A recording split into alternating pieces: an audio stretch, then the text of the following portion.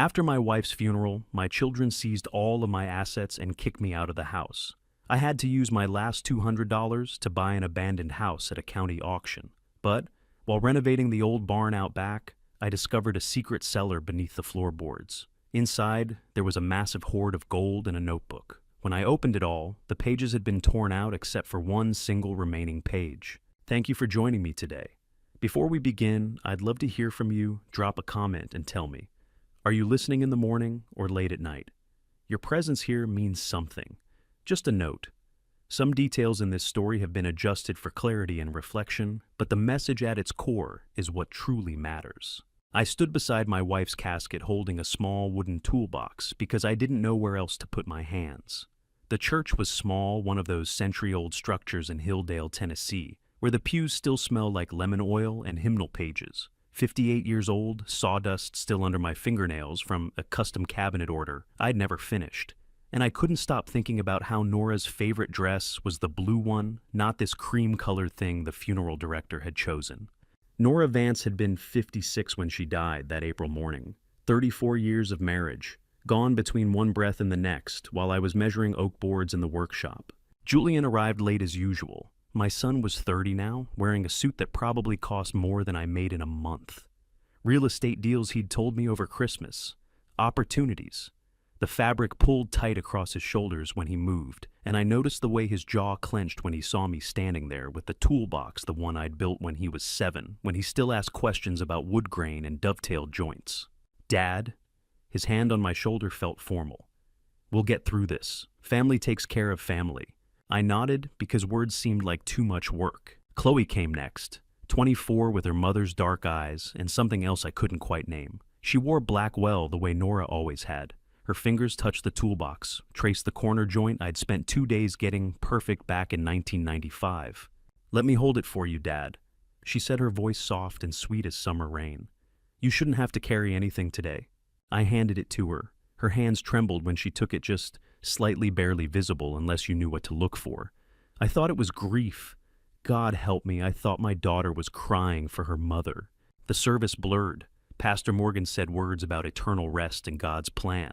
Someone sang Amazing Grace, off-key. I stared at Nora's casket and tried to remember the last thing I'd said to her. Something about dinner. Something meaningless. 3 days later, I sat in Raymond Blackwell's office trying to understand why my entire life fit into 12 pages of legal documentation. Raymond was 50, maybe 52, with silver at his temples and the smooth confidence of a man who'd read 1,000 wills. The office smelled like leather and old paper. Julian sat across from me, still wearing expensive clothes. Chloe had her hands folded in her lap, perfectly still. The property at 414 Dunmore Farm Road. Raymond said, his finger following lines of text I couldn't quite focus on. Outstanding tax debts, contaminated land from the old septic failure. No commercial value, I'm afraid. I blinked. The farm where Nora grew up, where we'd planned to retire. The lumber mill and townhouse in Clarksville go to the children Julian and Chloe joint ownership. Raymond looked up. The farm, however, carries significant liability. Mrs. Vance documented the contamination and tax issues quite thoroughly. I'll sign the waiver now, Julian said, pulling a pen from his jacket before Raymond even slid the paper across. No need to burden the family with that liability. Between grief and paperwork, there's a kind of numbness that protects you until it doesn't. I watched my son sign away his inheritance rights to Nora's family farm in under 30 seconds. His signature was bold, confident, final. Mr. Vance, Raymond turned to me. The estate needs your acknowledgement of the asset distribution. I took the document. The text swam a little. Lumber mill valued at $340,000. Townhouse at $180,000. Farm at Dunmore Road. $0 estimated value, $47,000 in outstanding county liens. Nora's signature sat at the bottom of page 6. Her careful loops. The slight backward slant she'd had since high school when she'd taught herself cursive from a library book. I'd seen that signature on birthday cards, mortgage papers, Christmas lists for 34 years. When did she sign this? I heard myself ask. Mrs. Vance executed the will 2 years ago, Raymond said. March 2016. My office notarized it. Everything is quite in order. Julian shifted in his chair, just slightly. Dad, we should let Mr. Blackwell get to his other appointments, Chloe said gently. I signed where Raymond pointed. My hand moved automatically. Arthur Vance in black ink that looked nothing like Nora's elegant script. We stood. Julian shook Raymond's hand. Chloe touched my elbow, steering me toward the door like I was fragile glass. In the parking lot, spring sunlight hurt my eyes. Julian was already in his car engine running. Chloe gave me a hug that smelled like Nora's perfume. She must have taken it from the house. "Take care of yourself, Dad," she whispered. Then they were gone, and I was standing beside my truck with 12 pages of paperwork that said I'd lost a wife and gained a worthless farm in the same week. How does a man sign away his entire life in under 5 minutes? I sat in the truck cab and looked at the will again. Page 6, Nora's signature. The handwriting was right. The loops, the slant, the way she always made the V in Vance too large. All of it is perfect. But my wife never signed her name to anything without telling me first. Not a mortgage, not a credit card application, not a permission slip for school field trips.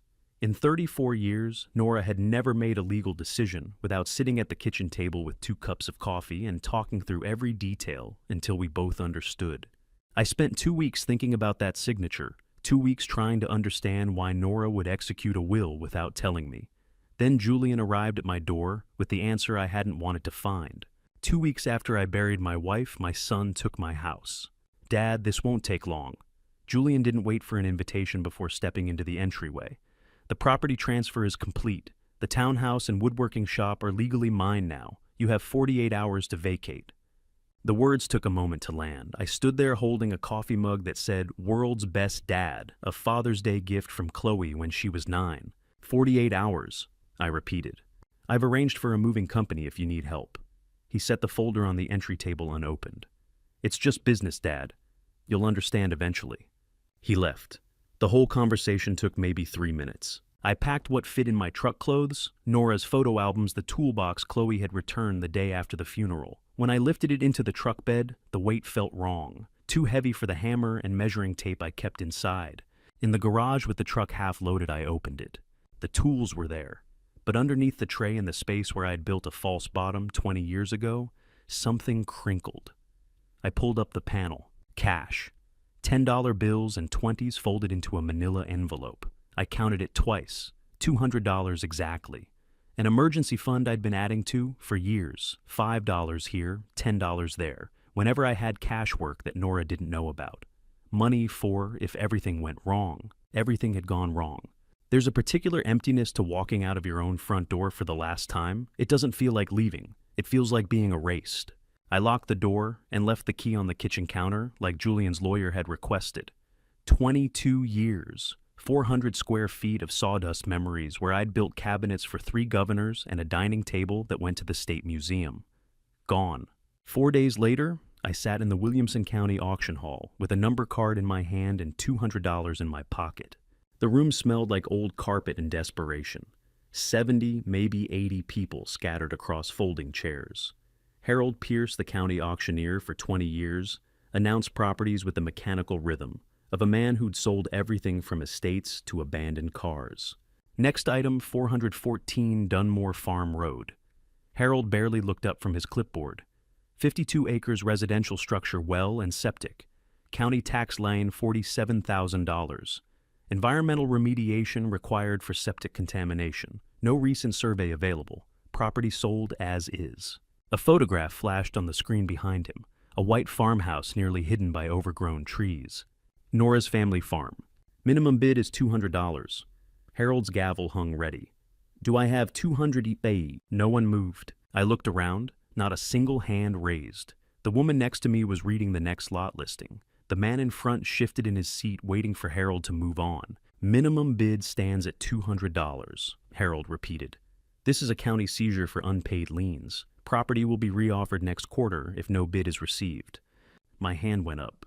Harold's eyes found me. "Bidder 73 for $200. Do I have 250? Silence. Going once, twice. The gavel fell. Sold to bidder 73 for $200.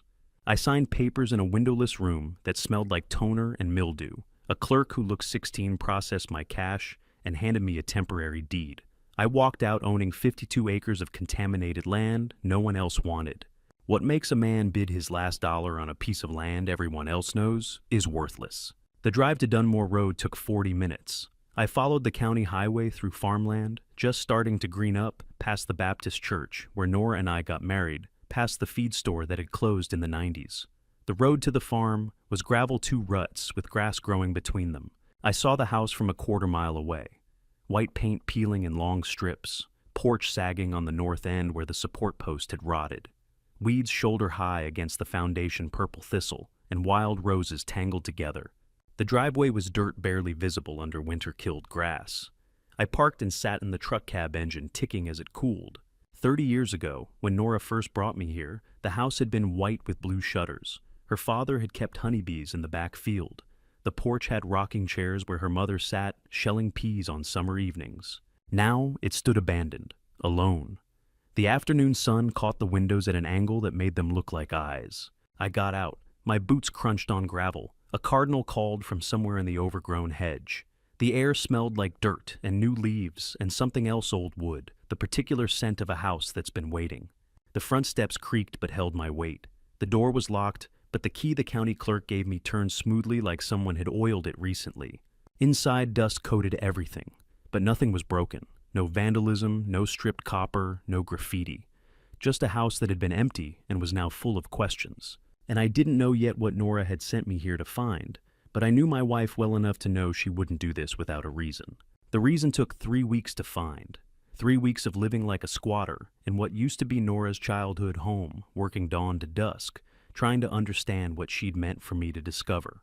I knocked on the barn floor 37 times before I understood what the farm was hiding. The first week I slept on a second-hand mattress I'd picked up from a church donation center in Hilldale. No electricity yet. The power company wanted a deposit I didn't have. No running water beyond what the hand pump in the yard could give me. I ate from cans heated over a camp stove and washed in cold water that smelled like iron and limestone. The work was methodical, precise, the only thing keeping grief at a manageable distance. I started with the porch railing rotted through in 3 places dangerous enough to kill someone who leaned on it wrong. Replaced the boards with pressure-treated pine from the lumber yard, the last purchase on a credit card Julian hadn't found yet. The south window frames came next. Sills soft with water-damaged glass rattling loose in frames that hadn't been painted in 20 years. Every day dawn to dusk. Measure cut, fit nail. The rhythm I'd known for 30 years. The basement took 4 days to clear. Decades of debris, broken furniture, boxes of newspapers, from the 80s Christmas decorations that smelled like mildew and mothballs. I carried it all out to a burn pile in the back field, working until my shoulders ached and my hands couldn't grip the hammer anymore. At night, I sat on the porch steps and talked to Nora like she could hear me. "What am I doing here?" I asked the empty field. "What did you want me to find?" The silence never answered. Grief is a kind of weight you carry differently depending on whether you're moving or standing still. I learned to keep moving.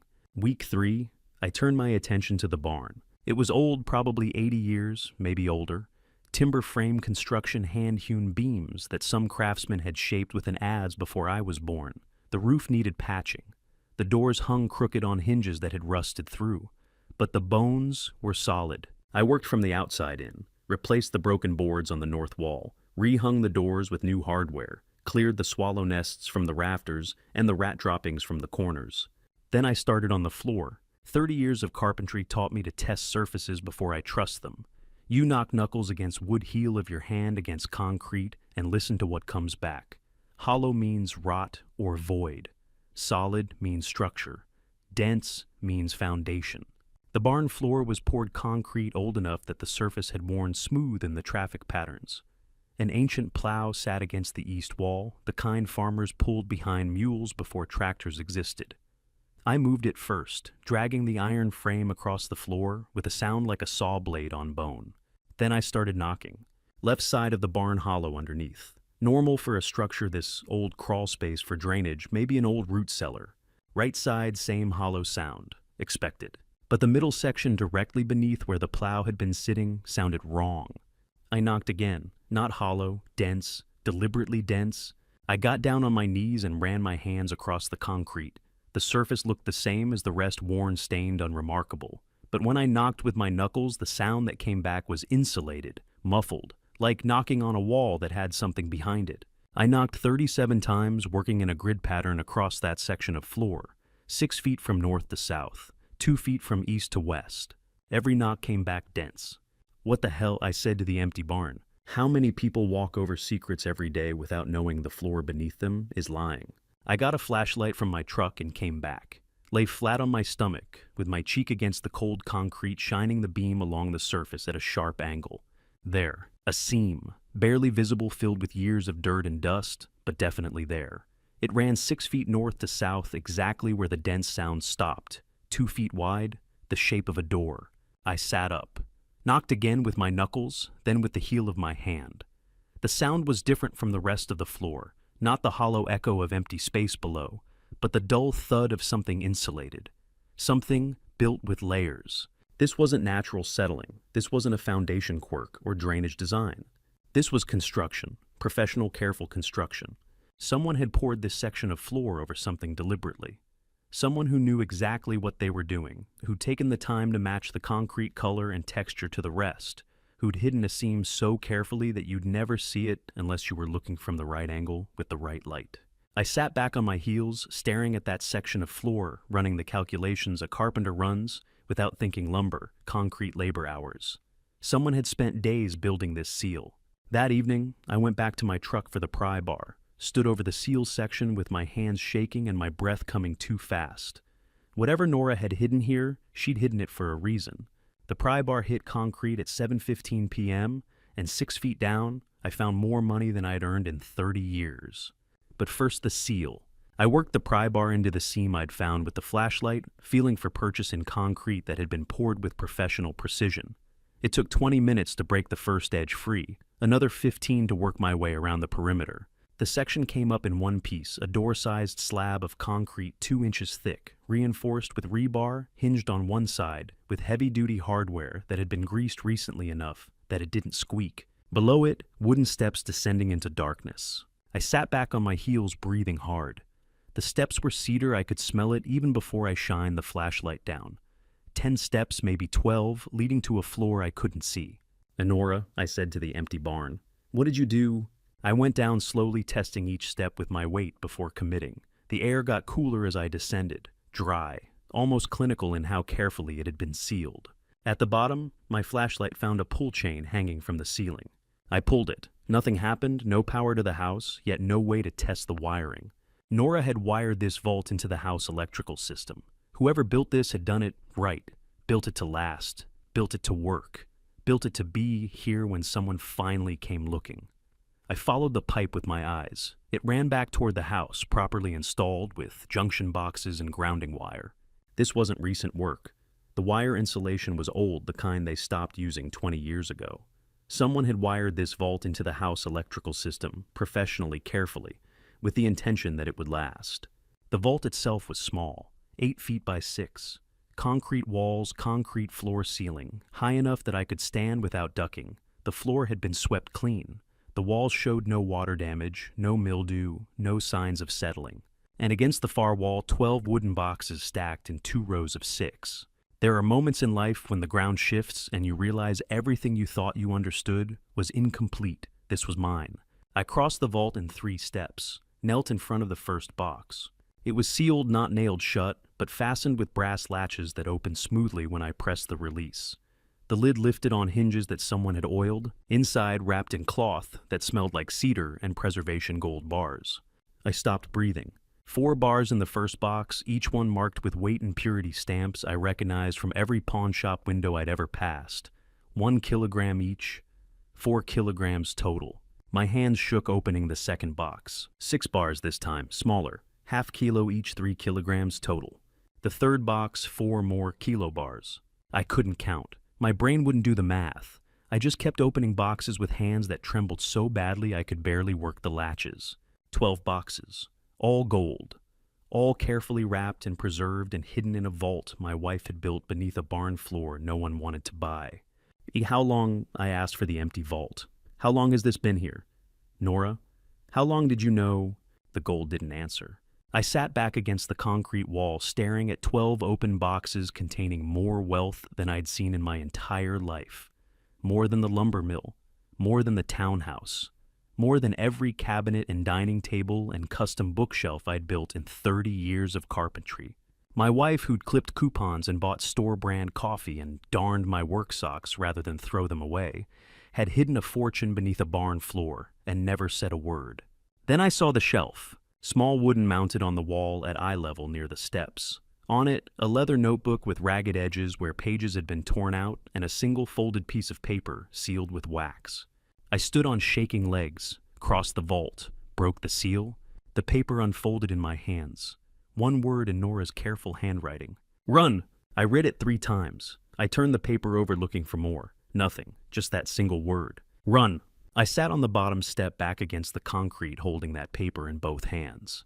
Nora had known I'd find this. I knew I'd open the vault. Now I'd see the gold and read this note, and her only message was one word telling me to leave.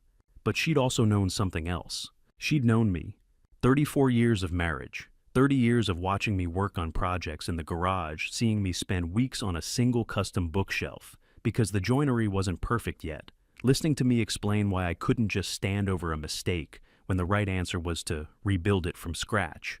Nora had known I'd never run. A marriage is a kind of long conversation where some of the most important things get said after one person stops talking. This isn't a warning, I said to the vault. This is a challenge. If I stayed, if I was stubborn enough, persistent enough, carpenter-minded enough to see this through, I'd find the rest. The torn notebook pages, the explanation for the gold, the reason she'd built this vault and sealed it and sent me here with my last $200. This was her last project for me. Not a cabinet, not a dining table, not a bookshelf with perfect dovetailed joints. Understanding. I folded the paper as carefully as if it were something sacred because it was. I wouldn't run. I'd never abandoned a project halfway through, and this was the last thing Nora was asking me to build understanding. But understanding required answers, and the only place to find them was in the records Nora must have left somewhere in this county's history.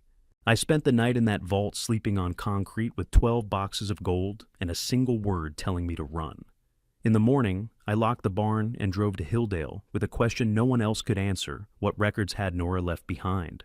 I found proof Nora had been planning for 30 years on page 4 of the 2001 county property records.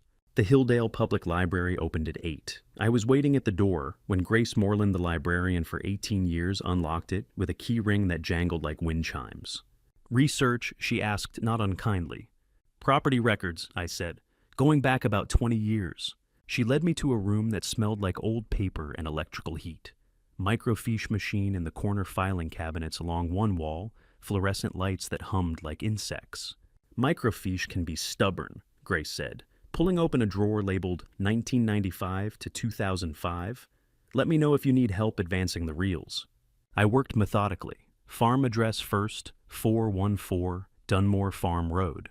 Then Nora's maiden name, her married name, property transfers, deed recordings. The microfiche advanced with mechanical clicks that counted hours like a clock. By noon, my eyes burned. By 2 p.m., I'd found 3 property tax records and a septic permit from 1998. By 4 p.m., I was ready to quit. Then I found page 4 of the 2001 Williamson County Clerk filings. Family Asset Confidentiality Agreement. Executed April 2001. Signed by Nora Vance and one other party whose name had been redacted per confidentiality statute. Notarized and witnessed. I read it 3 times. Not money laundering, not criminal proceeds. Legitimate family property protected through private agreement, completely legal under Tennessee inheritance law. The gold or whatever asset this agreement covered was rightful property being sheltered from public record for privacy purposes. Nora hadn't been hiding stolen money. She'd been protecting an inheritance. The witness signature sat at the bottom of page 4, small but legible Marcus Sheffield, attorney at law. I knew that name. Marcus Sheffield had been the senior partner at Sheffield and Blackwell before he retired in 2010. Raymond Blackwell, the lawyer who'd read Nora's will, who'd described the farm as worthless contaminated land, had worked under Marcus Sheffield for 15 years. Research is a kind of conversation with the past. You ask questions in silence and wait for the dead to answer through paper. Did you find what you needed? Grace asked when I returned the reels. I found something, I said. I'm not sure what it means yet. She nodded like that made perfect sense. I drove to Franklin with the microfiche printout folded in my jacket pocket and a name I'd found in an online directory, Martha Caldwell, attorney at Law Franklin, Tennessee.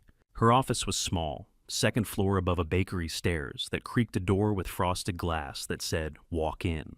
I did. Martha Caldwell was 48 compact in the way people get when they've spent years carrying weight that doesn't show. Her desk had plants, real ones, healthy green things that needed care. Natural light came through windows she'd left uncurtained. The room felt organized without being sterile. "Help you?" she asked, looking up from a legal pad. "I need a lawyer," I said, "and I'm not sure I can afford one." "Sit down," she said. "Tell me what happened." I talked for 25 minutes without stopping.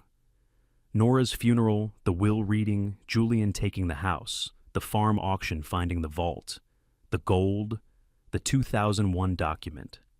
Raymond Blackwell's connection to Marcus Sheffield. Martha didn't interrupt, didn't take notes, just listened with eyes that tracked my face like she was reading something written there. When I finished, the silence stretched for 10 seconds. Then she asked, "Are you safe?" I stopped, blinked. "Oh, what?" "Are you safe?" she repeated. "Is anyone threatening you? Do you feel physically secure at the farm?" No one had asked me that. Not Julian, not Chloe, not Raymond Blackwell or Harold Pierce or the county clerk who'd processed my deed. No one had asked if I was safe. I think so," I said. "Okay." Martha pulled a legal pad toward her. "Here's what we're going to do. Don't move anything from that vault. Don't tell anyone else what you found, not family, not friends, not the mailman. Tomorrow morning, 9 a.m., come back here. I need tonight to think about this properly." "What do I owe you?" I asked. "We'll talk about that tomorrow," she said. "Right now, I need you to go home, lock your doors, and try to sleep." I stood. My legs felt unsteady. "That's what I asked. Why are you helping me? You don't know me. I walked in here with a story about hidden gold and a dead wife and a son who stole my house." Martha looked at me for a long moment. "I've been practicing law in Franklin for 12 years, she said. "I've seen a lot of people walk through that door with stories nobody else believed. Most of the time, the people who sound crazy are actually the ones telling the truth." She stood, walked me to the door. "On a 9 a.m., she said, "and Arthur—" I turned. "Lock your doors tonight." When was the last time someone asked if you were safe and actually waited for the truth? The next morning I woke at 5 and drove to the Williamson County Sheriff's Office like Martha had instructed, following the law, making things official, trusting that documentation would protect me the way silence had failed Nora. The sheriff said 4 words that rewrote everything I thought I understood about my wife's final years. "We searched here in 2016, but first the report." The sheriff's office was a low brick building that smelled like coffee and floor wax. I sat in a plastic chair in the lobby for 20 minutes before a deputy called my name and led me down a hallway to a small office where Sheriff Silas Thornton waited. Thornton was 55, a heavy man who moved with the measured attention of someone who'd learned not to rush to judgment. He had a desk covered in paperwork and a window that looked out at the parking lot where my truck sat next to 3 squad cars. "Mr. Vance," he said, shaking my hand. "The deputy said you need to file a discovery report." "I found something on property I legally purchased," I said, "and my attorney told me to document it officially." Thornton pulled out a form and a pen. "Walk me through exactly what you found and when." I told him. The auction, the farm, 3 weeks of repairs, knocking on the barn floor and finding the sealed section, opening it, the vault, the 12 wooden boxes. Gold bars, I said, carefully wrapped and preserved, and a 2001 legal agreement proving its legitimate family inheritance. Thornton wrote steadily, not looking up. "How much gold are we talking about?" "I haven't had it appraised yet," I said. "But Martha Caldwell, my attorney, she estimates somewhere around $3.5 million. The pen stopped. Thornton looked up. "And that's a significant discovery," he said carefully. "Yes, sir. And you're reporting it voluntarily." My attorney said it was the right thing to do, make it official, create a paper trail in case anyone tries to claim I was hiding assets or found stolen property. Thornton nodded slowly. "You did the right thing reporting this. Most people wouldn't." He asked more questions. When did I buy the farm? How much did I pay? Who else knew about the discovery? I answered everything with the precision I'd learned from 30 years of measuring lumber, exact, verifiable, leaving no room for interpretation. "The 2001 agreement," Thornton said. "You have a copy?" At my attorney's office, microfiche printout from the county clerk, family asset confidentiality filing, completely legal under Tennessee inheritance law. Thornton made another note. Then he paused, pen hovering over paper. The words hung in the air like a held breath. We searched here in 2016. I'm sorry, I said. Thornton set down his pen and pulled open a filing cabinet behind his desk, flipped through folders until he found one marked with a case number and the address 414 Dunmore Farm Road. You know what's interesting, he said, opening the file. We had a report filed on this address back in 2016. Anonymous tip about large property being stored here. Caller claimed there was valuable material hidden on the premises, possibly stolen or illegally obtained. My chest went tight. We took it seriously. Thornton continued reading from the report. Sent 2 deputies out in October 2016. They had a warrant based on the specifics of the tip. Searched the house, the barn, and outbuildings. Found nothing. Property appeared abandoned. No signs of recent occupancy or storage activity. We closed the case as unfounded. 2016. The year Nora sealed the vault. Someone called in a tip, I said slowly, trying to get police to search the farm. Anonymous call, Thornton confirmed. Male voice wouldn't identify himself. Said he had reliable information about valuable property stored at that address. When we didn't find anything, we figured it was either a hoax or someone with bad information. But it wasn't bad information. Someone had known about the gold, and they'd tried to use law enforcement to seize it. Julian. It had to be Julian. My son had known about the inheritance 2 years before Nora died. He'd called in an anonymous tip trying to trigger a police investigation that would lead to asset seizure. And when the search came up empty, he'd realized Nora had moved it, or hidden it better. So, he'd waited for Nora to die, waited for the will to be read, waited for me to be vulnerable and alone. Then he'd taken everything else. Mr. Vance, Thornton's voice pulled me back. You all right? The anonymous tip, I said. You still have a recording? No, just notes from the deputy who took the call. Why? Because I think I know who made it. Thornton leaned back in his chair, waiting. My son, I said. Julian Vance. He's the one who inherited the lumber mill and townhouse from my wife's estate. He's the one who gave me 48 hours to vacate my home. And he's the one who had the most to gain if police seized assets from a property he thought his mother owned.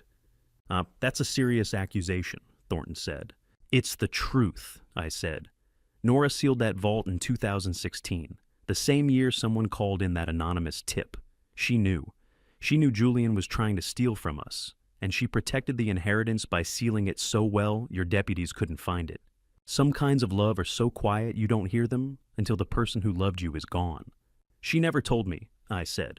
Never said a word about Julian betraying us. She just built a vault, sealed it professionally, prepared legal documents, spent 2 years making sure that when she died, I'd be protected, even though it meant living with that knowledge alone. Thornton was quiet for a long moment. I'm going to note all of this in the file, he finally said. And I'm going to recommend you keep your attorney close. If your son was willing to try asset seizure in 2016, finding out you actually discovered something valuable might prompt him to escalate. I understand. Thornton stood, offered his hand again.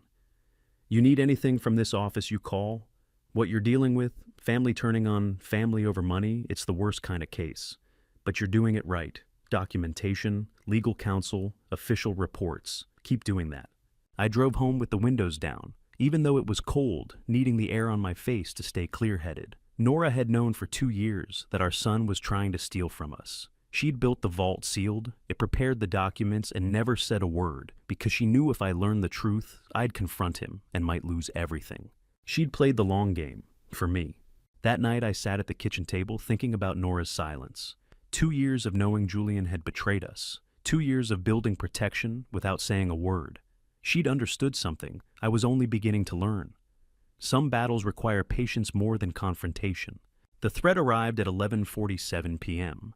16 words telling me I'd done exactly the right thing by filing that report. My phone buzzed on the kitchen counter where I'd left it after heating up a can of soup. Unknown number, text message. We know you found something. Don't do anything stupid. I read it 3 times. Felt my chest tighten the way it does when you realize someone's been watching closer than you knew. Then I did what 30 years of carpentry had taught me. I followed procedure. Screenshot, save, open email, forward to Martha with the subject line, Received 11:47 p.m. Sent. Then I made coffee and sat at that kitchen table until 4 in the morning.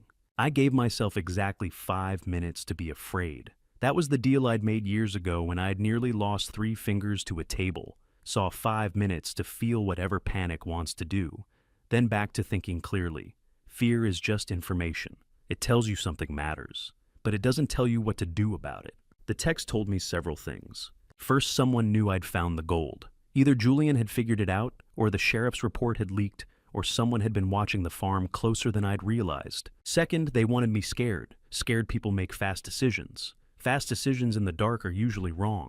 Third, I'd done the right thing filing that official report. Because now this threat was evidence. Screenshot with timestamp. Forwarded to my attorney. Documented. Waiting for dawn isn't weakness. It's understanding that fear makes worse decisions than patience. The sun came up at 5:43. I was still sitting at that table with cold coffee and a plan that consisted of 2 words, tell Martha. She called at 7:15. I got your email, she said without preamble. How are you? Still here, I said. Good. Don't respond to that number. Don't engage. If they call, don't answer. If they show up, call 911 first, then me. Understand? Warmed, was ich den Wort. Joanne? Understood. And Arthur, this is actually good news. How? Because they're scared, Martha said. People who are confident in their legal position don't send anonymous threats at midnight. They file motions. This tells me they know they don't have a case. She was right, but knowing someone's desperate doesn't make them less dangerous. A week later, the same unknown number called while I was working in the yard, replacing fence posts that had rotted through. I almost didn't answer. Then I remembered something Martha had said. If they're stupid enough to contact you directly, let them. Just record everything. I pulled out my phone, turned on the voice recording app, then answered on speaker. Hello? Dad? Julian's voice. Smooth, calculated. The tone he used when he wanted something. We need to talk. I set the phone on the fence post between us, metaphorically speaking. Kept my hands steady on the post hole digger. About what? About what you found.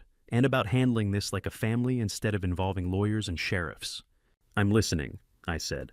We can handle this privately, Julian said. Father to son.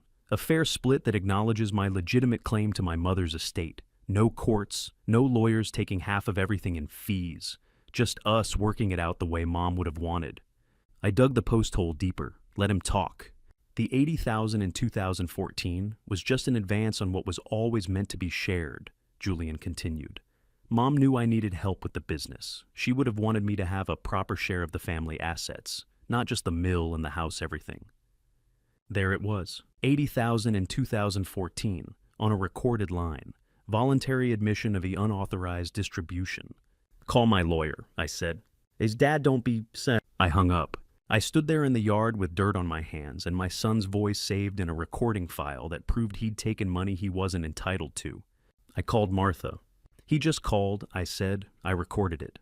Please tell me you didn't threaten him or... I said, hello, I'm listening, and call my lawyer.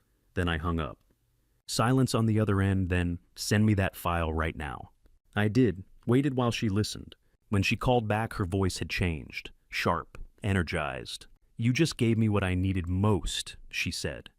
Voice evidence. Voluntary, not coerced. He called you. You didn't initiate contact. You didn't threaten or pressure him. And he admitted on a recorded line to receiving $80,000 from your wife's estate in 2014, 2 years before she executed the will, 4 years before her death. What does that mean legally? It means he admitted to unauthorized distribution of marital assets without legal basis. It means he just handed us proof of financial misconduct. It means he grabbed himself by the neck. I sat down on the porch steps. He thought he was pressuring me, I said. He was, Martha said. But you were smarter. You documented instead of engaging. You followed procedure instead of emotion. And now, we have his voice saying things his lawyers are going to have a very hard time explaining away. Some people dig their own graves with words 1 sentence at a time, not realizing the recording is already running. What happens now? I asked. Now I build a case, Martha said. Come to my office tomorrow morning, 9 a.m., we need to talk strategy. I stood in the farmyard, looking out at the field, where Nora used to walk in the evenings, holding the phone that now contained my son's voice, admitting to a crime he didn't know he was confessing. He'd called to threaten me into compliance. Instead, he'd handed me the rope. The question was whether I had the stomach to use it. The answer came to me on the drive to Martha's office the next morning. I had the stomach ache. What I needed was the strategy. Martha froze $3.5 million with a single emergency filing, and that same afternoon, a stranger showed up at my gate offering help I didn't know I needed. But first, the law. Martha's office smelled like coffee and printer paper. She had Julian's recorded call on her computer, the audio file open in a program that showed the sound waves like a heartbeat monitor. Julian has no legal claim he can bring to court without exposing himself, she said, pulling up a document on her screen. They will explicitly divide assets. You bought the farm legally at public auction. He waived all rights to it in writing. The gold is family property you discovered on land you own. So I keep it, I said. Eventually, but first we have to protect it, because Julian can't sue no legal basis, so he'll use other methods. Threats, intimidation, maybe worse. I thought about the midnight text message. The phone call is trying to pressure me into a private agreement. What's the counter? I asked. We filed an emergency injunction today. The gold goes into court, escrow sealed, documented untouchable by anyone. Not Julian, not you, not the Easter Bunny. It stays frozen until a judge formally determines rightful ownership. How long will that take? Months, Martha said. But you'll be protected the entire time. And when Julian realizes he can't touch, it can't threaten you into giving it up, can't manipulate the system, he'll either give up or make a mistake. She filed the paperwork that afternoon. $3.5 million frozen with a judge's signature and a court seal. I drove back to the farm, feeling lighter than I had in weeks. That's when I found Everett at the gate.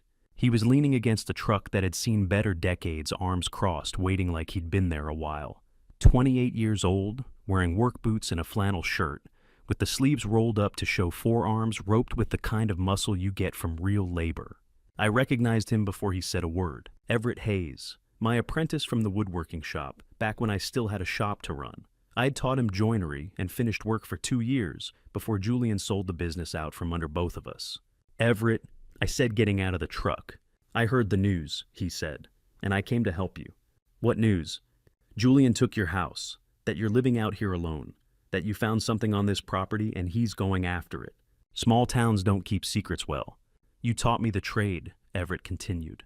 Taught me like I mattered. Like the work mattered. I figured if you needed help, I could pay that back. I looked at him. I am 28 years old, calloused hands, showed up without being asked. I thought about Julian. I am 30 years old, expensive suits, called to threaten me. Sometimes help arrives from the people you trained, not the people you raised, and that tells you everything about legacy. I don't have much to offer, I said. You have work, Everett said. That's enough. I opened the gate. That weekend, I drove to Brenda Whitfield's house, 2 miles down the road, a small place with chickens in the yard and a porch that sagged in the middle but held. Brenda was 65, had lived there long enough to remember when this county was more farmland than suburbs.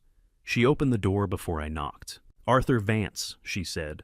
I wondered when you'd come asking about what? About Nora, and that conversation I witnessed in 2016.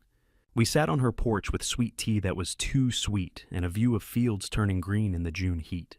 Nora came to me that summer, Brenda said. Asked me to witness something. I didn't know what, but Nora was always private about her business, so I said yes. What did you witness? Julian. He came to the farm. Your farm. I mean, Nora's farm, asking about assets. Family property. He was pushy about it, demanding to know what was stored there. I set down my tea. Nora told him straight to his face that all farm assets had been moved by her former partner in 2015. Said the property was empty except for debt and contaminated land. Not worth the paper the deed was printed on. He believed her. He did. Left angry, but he believed her. I'd never seen Nora lie before that day. She was protecting something, and she wanted me there so I could testify to exactly what she said if anyone ever asked. My chest felt tight. She knew, I said. In 2016, she already knew Julian was trying to steal from us. I think so, Brenda said. And she played him, lied to buy time, sealed whatever she was protecting so well that when he finally made his move, there was nothing for him to take. Love is sometimes a lie told to protect someone from a truth they're not ready to carry. Nora had discovered Julian's betrayal 2 years before she died. She'd crafted a deception, sealed the vault, prepared the documents, and lived with that knowledge alone, because telling me would have meant confrontation, and confrontation might have cost us everything. So she played chess, for me, to the very end. "Why are you telling me this now?" I asked Brenda. "Because Nora asked me to," she said. "Told me if anyone ever came asking about that conversation, especially you, I should tell them exactly what happened. She said you'd need to know she was protecting you, not hiding from you."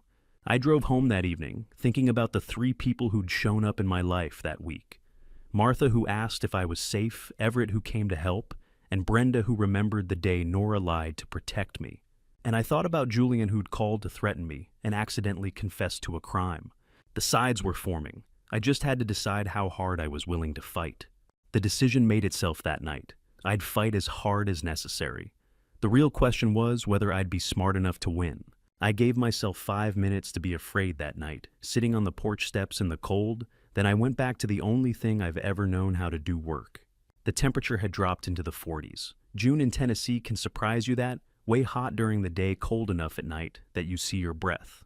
I sat on those porch steps until the wood pressed cold through my jeans and my hands went numb. 5 minutes of fear. That was the deal I'd made with myself after Nora died. 5 minutes to feel whatever panic or grief or anger wanted to do.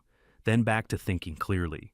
I set a timer on my phone, sat there in the dark watching fireflies blink in the field, and letting myself understand exactly how much danger I was in. Julian had lawyers, money, connections. He'd already taken my house and my workshop. He'd tried to pressure me into giving up the gold. When that failed, he'd go to the next tactic, and the next, and the next. I had a farm no one else wanted, and a fortune I couldn't touch yet. The timer buzzed. 5 minutes done. I stood up and went inside to make an inventory. Legal farm purchased at public auction documented mine. Good lawyer Martha, who asked if I was safe before she asked about the money. Loyal apprentice Everett, who showed up without being asked. Neighbor testimony Brenda, who witnessed Nora's 2016 deception. Recorded confession Julian admitting to $80,000 in unauthorized distribution. And Nora's plan. Whatever else she'd hidden, whatever other moves she'd prepared. Not much, but enough. Patience wasn't a weakness, it was a tool, and I'd spent 30 years learning how to use tools. The next day, Everett and I descended into the vault with notepads and a calculator. "Do you want me to write this down, or just remember?" Everett asked. "Write it," I said. "Everything is documented." We worked methodically, pull each bar from its wrapping, check the weight stamp, verify the purity mark, record, stack, move to the next box. 11 hours later, we sat on the vault floor surrounded by 12 empty boxes and neat stacks of gold bars arranged by weight. Everett read from his notepad. 47 1-kilo bars, 63 half-kilo bars, 22 quarter-kilo bars. At current market prices, he ran the numbers on his phone calculator. $3.5 million, he said, give or take fluctuations. I sat there looking at stacks of metal that represented more money than I'd earned in 30 years of carpentry. "What are you going to do with it?" Everett asked. "Keep it," I said. "It's mine." Counting money is different when it's not yours. Yet each bar a question, each stack a responsibility. You're not sure you're ready to carry. "Your wife saved this," Everett said quietly. "Hid it, protected it. Must have taken her years." "Decades," I said. "This is her family's estate, legitimate inheritance protected by a 2001 confidentiality agreement. She could have spent it, sold it, done anything with it. Instead, she sealed it in a vault and left it for me." "That's love," Everett said. "That's strategy," I said. "But yeah, it's love too." 3 days later, Martha called with news. "The injunction is approved," she said. "As of this morning, that gold is in an official court escrow, sealed, untouchable. No one moves a single bar without a judge's order." "How long until the hearing?" I asked. "Months, maybe longer. But Arthur, I need you to understand something about how your wife set this up." "I'm listening." "The $200, Martha said. "The auction price, it wasn't bad luck or coincidence." "What do you mean?" "Your wife deliberately tanked the farm's apparent value. Tax debt, contaminated land, worthless property. She documented everything to make it look like a liability no one would want. Then she let it go to a county auction knowing you'd be the only bidder." I sat down. "Why?" Because as the sole auction purchaser you own it, absolutely, Martha said. Not through inheritance, through purchase. If she'd left it to you in the will, Julian would have contested and courts would likely divide equally between children. But purchased property sole legal ownership. Julian has zero claim. She planned the auction, I said slowly. She engineered it, Martha said. Your wife was the smartest person I've ever encountered. She understood that sometimes the best legal defense is making yourself invisible until you're ready to fight. How does a woman plan her widower's survival 2 years before she dies without him ever suspecting she's preparing for war? There's one more thing, Martha said. Julian has gone completely quiet. No calls, no texts, no contact through his lawyers, nothing. That's good, right? No, Martha said. That's silence more dangerous than threats. It means he's recalculating, finding new pressure points, preparing something we haven't seen yet. What do I do? Stay alert, Martha said. Document everything. Keep Everett close. And don't assume silence means surrender. That evening, I stood in the barn looking at the sealed floor where the vault had been hidden for years, and I understood the silence from Julian wasn't retreat. It was the sound of a man with lawyer Raymond behind him, recalculating his tactics, finding new pressure points, preparing for the next move. Martha was right. The quiet was more dangerous than the threats. Martha had warned me the silence would be strategic. I hadn't expected it to be patient. The silence lasted 19 days before I stopped waiting for Julian to make his move and started building defenses he wouldn't see coming. Day 1, nothing. Day 5, still nothing. By day 10, I was checking my phone every hour expecting the next threat, the next pressure tactic, something. Martha called weekly. It's silence from someone like Julian advised by someone like Raymond. That's not retreat, she said on day 12. That's strategy. What should I be preparing for? I asked. Out-of-court pressure, break-ins, intimidation, anything he can't do legally while the injunction holds. The gold is untouchable through proper channels, so they'll look for improper ones. Day 19, I stopped waiting and started working. Everett was in the barn reinforcing the door hinges when I found him. New project, I said. Security system. Kimbra. Yes, better, I said. Something Julian can't defeat with money or lawyers. We spent 3 days in my workshop, building 14 identical mechanisms from oak and brass. Hidden wooden latches, the kind I'd been designing in my head for 30 years, but never had reason to actually build. No external keyhole, no obvious mechanism, just wood grain and pressure points only I knew how to find. How does this one work? Everett asked, examining the first latch. See, this grain pattern looks like natural variation, right? He nodded. Press here, no quarter-inch left. Feel where the grain changes direction slightly. That's the release point. Took me 6 hours to cut it precisely enough that only the right pressure in the right spot triggers the mechanism. Everett tried, failed, I tried again. I can't find it, he said. Exactly. Waiting for an attack is different from preparing for one. Waiting makes you a target. Preparing makes you a problem. We installed the first latch on the filing cabinet in the farmhouse office, the one holding copies of everything Martha had filed with the court. Land deed, auction receipt, injunction order. The latch fit flush with the wood. Unless you knew it was there, you'd never see it. And even if you knew, you'd need to understand exactly how pressure and grain and 30 years of carpentry expertise combined to create a lock that had no key. How many total? Everett asked. 14, I said. One for every cabinet that matters. We worked methodically. Kitchen drawer where I kept the 2001 agreement printout. Bedroom closet safe, not the safe's combination lock, but a wooden panel I built to cover it. Barn storage for the tools I'd moved from my old workshop. Each latch is unique. Each trigger point is different. You really think someone will try to break in? Everett asked on day 3 of installation.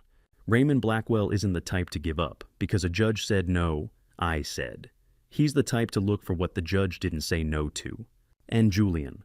Julian's been trying to take what isn't his since before Nora died. The injunction stops him legally, but desperate people don't always stay legal. We installed latch number 7 on the desk drawer, the one holding Julian's recorded confession. I'd made 3 backup copies, one with Martha, one in a safety deposit box, one here protected by a piece of oak that looked like decorative trim. It's the trigger is here, I told Everett, guiding his hand. Feel it? I think so. Now try to open it without my help. He worked at it for 10 minutes, got frustrated. I tried forcing it. The wood held. Yet this is actually brilliant, he said. This is survival, I said. Julian can buy lawyers and bribe officials and pressure witnesses, but he can't buy 30 years of knowing wood better than he knows his own reflection.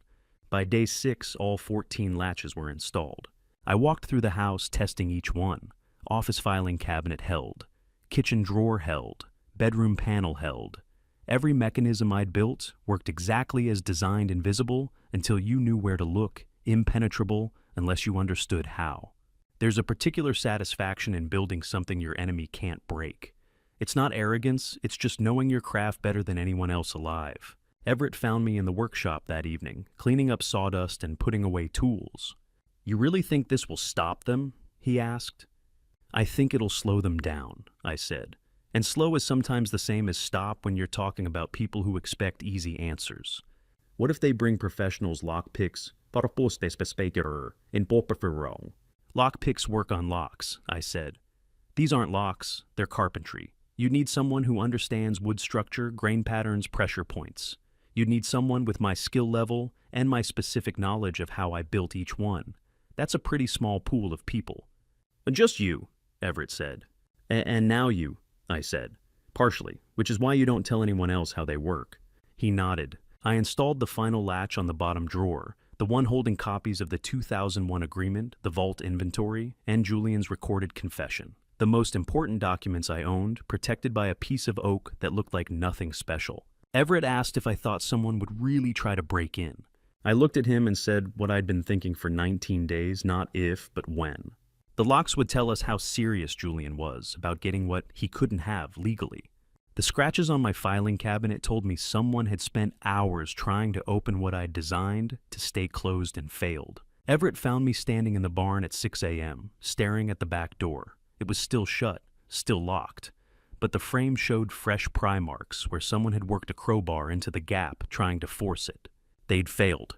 "They were here," Everett said, touching the scarred wood. "Last night..." "That had to be," I said. "I locked up at 9. These marks are fresh." We walked through the house methodically. Every filing cabinet showed scratches. Every drawer I'd installed a hidden latch on had marks around the edges where someone had tried and failed to pry them open. The office filing cabinet had the worst damage.